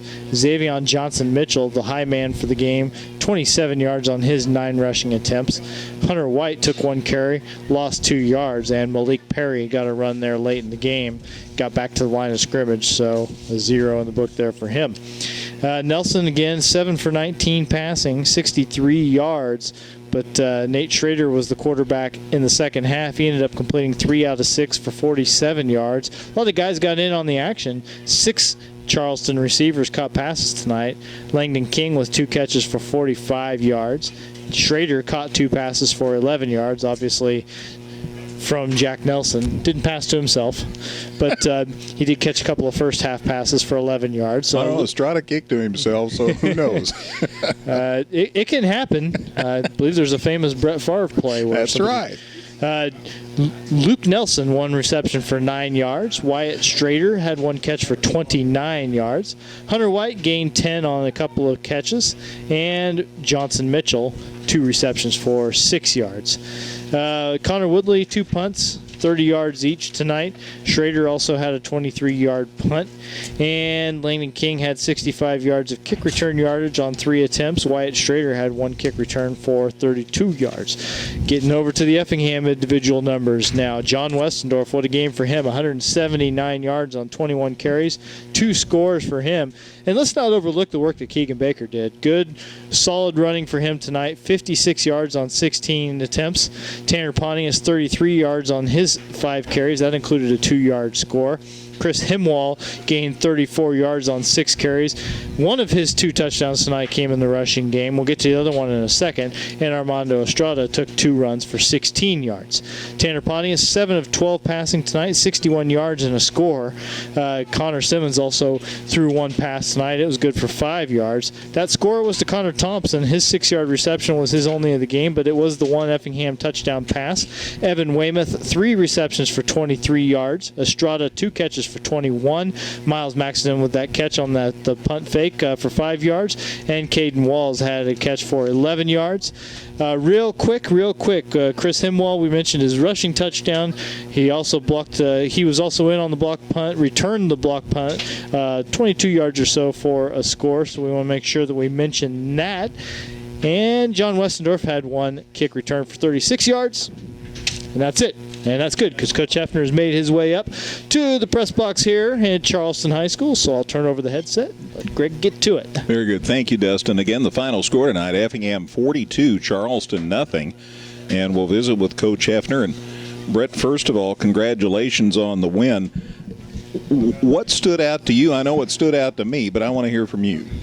I just think finally in the second half we did things that help you win football games. We talked about a lot at halftime, just still doing a lot of things that aren't conducive to winning, and talked about that for 3 weeks. We talked about it. You know, we got done with week 1 and said, well, everything's fixable. We got done with week 2 and said everything was fixable, and then here we are at halftime going, well, everything's fixable, but at some point you got to fix it. You know, and so that was the frustrating part. Was just doing things that don't allow you to win games.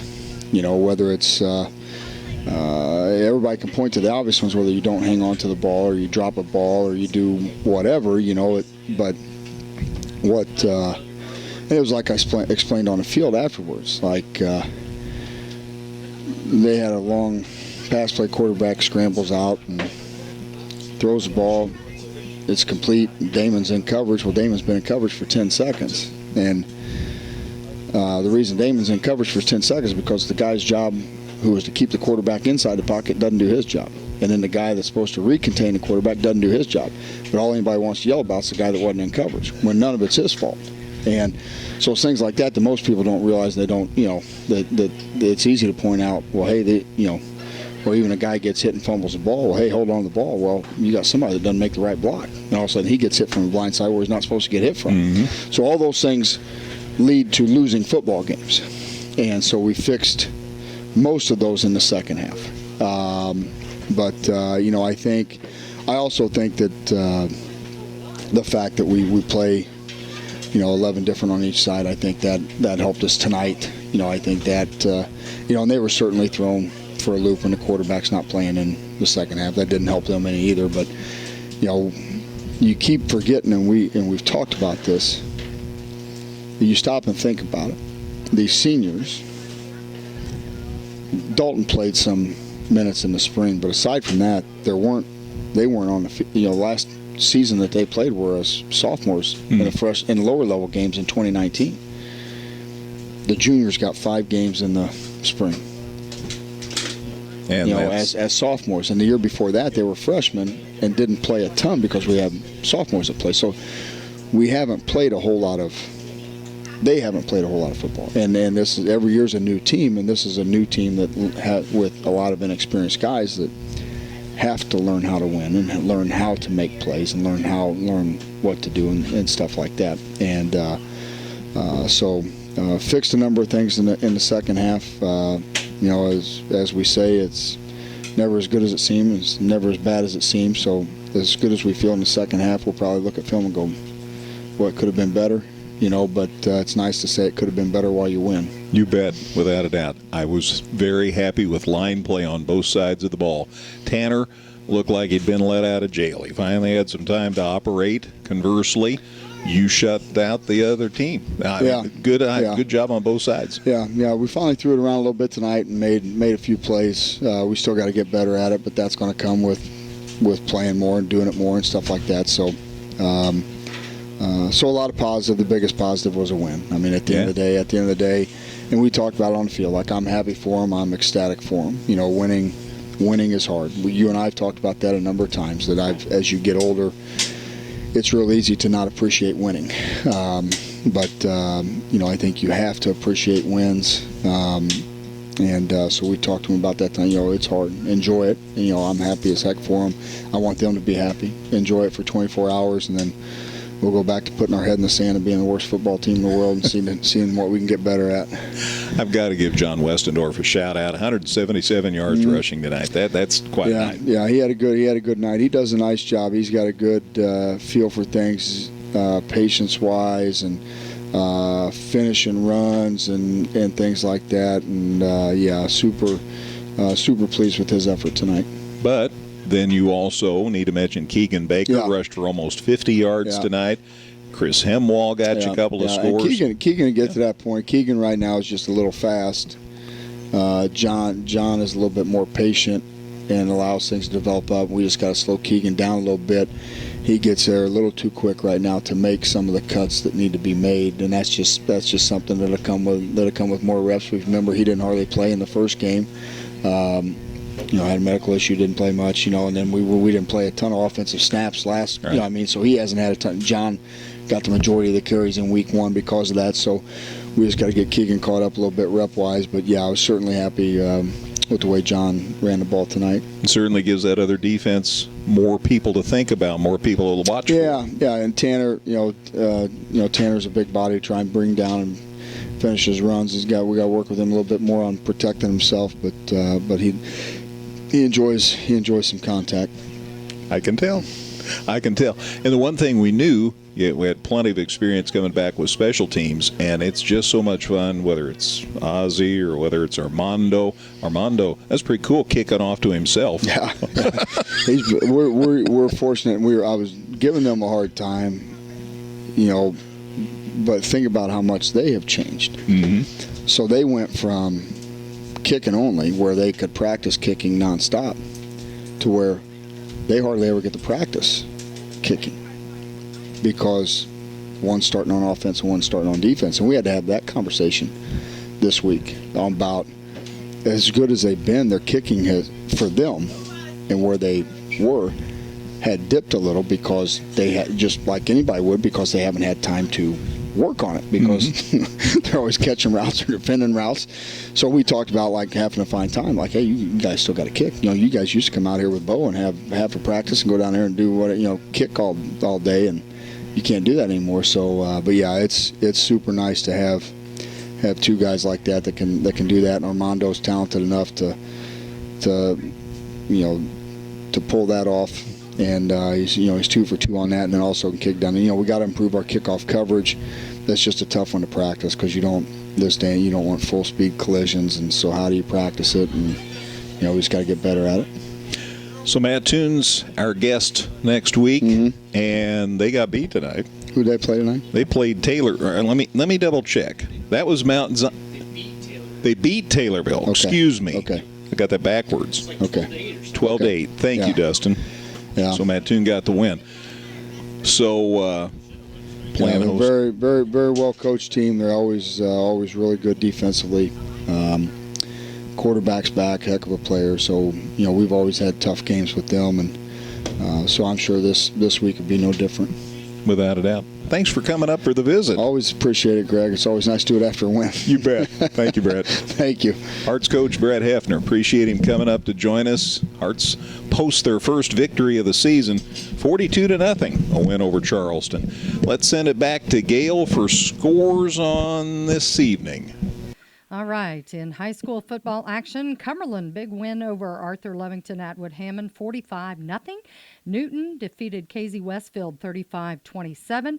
Jerseyville over the Lincoln Rail Splitters, 22-8. Mahomet Seymour over Mount Zion, 21-13. I had that Mattoon defeated Taylorville by a score of 12-9. That's what 3 sites say, so I'm going with 12-9, but I'm not sure. Okay with me. I'm not sure. They got the win nevertheless. In baseball action, North Clay over St. Anthony today, 2-1 in 8 innings. And, of course, that puts North Clay at 10-0 on the year and 5-0 in the NTC. And Major League Baseball, the Cardinals and Cincinnati Reds still battling in the 9th. It's 2-2, all tied. And San Francisco over the Cubs 6-1 today. And that's what I've got. Thank you, Gail. Again, doubleheader NASCAR action for you tomorrow, so a lot more activity. But thanks to Dave Woltman, he has sent along a lot of scores from the Crossroads Classic Volleyball Tournament. Glenbard West beat Effingham 11-18, so the Hearts go 1-1 this first day. Also, as far as scores when it comes to that big volleyball tournament, it was 12-9. Mr. Woltman does have Mattoon beating Taylorville 12-9, so thank you, Dave. Other volleyball, Teutopolis lost to Mater Dei 25-7, 25-10. Champaign Central beat Windsor's Two Straws 15-25, 25-11, 25-18. Mahomet Seymour beat Teutopolis 16-21.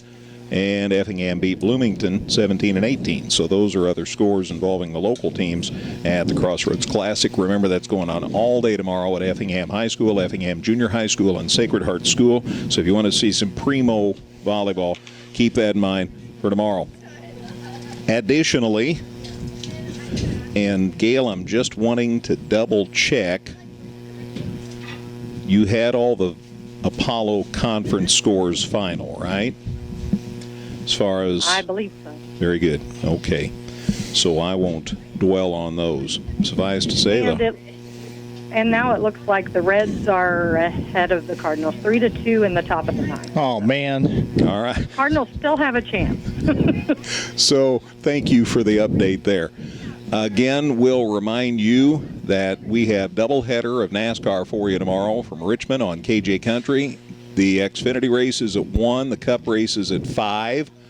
So both those on KJ Country at 102.3. And then all the other activity. Tanya and I will be downtown for cruise night tomorrow. Our broadcast from 3 to 5. Don't forget the special time of remembrance at 3:30 tomorrow downtown on this 20th anniversary of 9/11.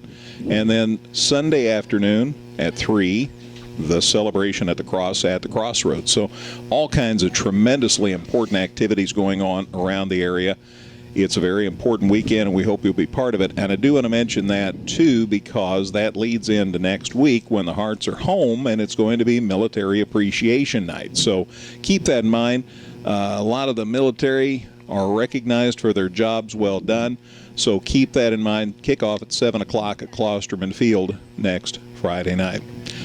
Baseball again both Wednesday and Thursday. Football Friday. It's going to be another busy week, but I guess that's how we like it.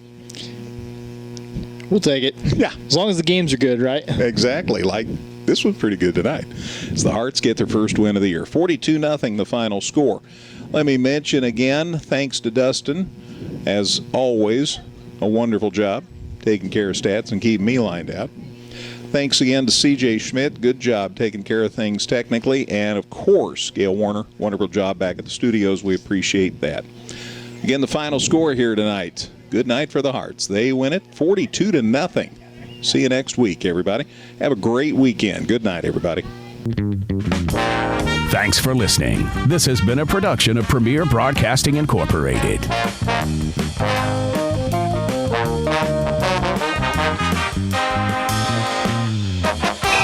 Broadcasting live from Effingham.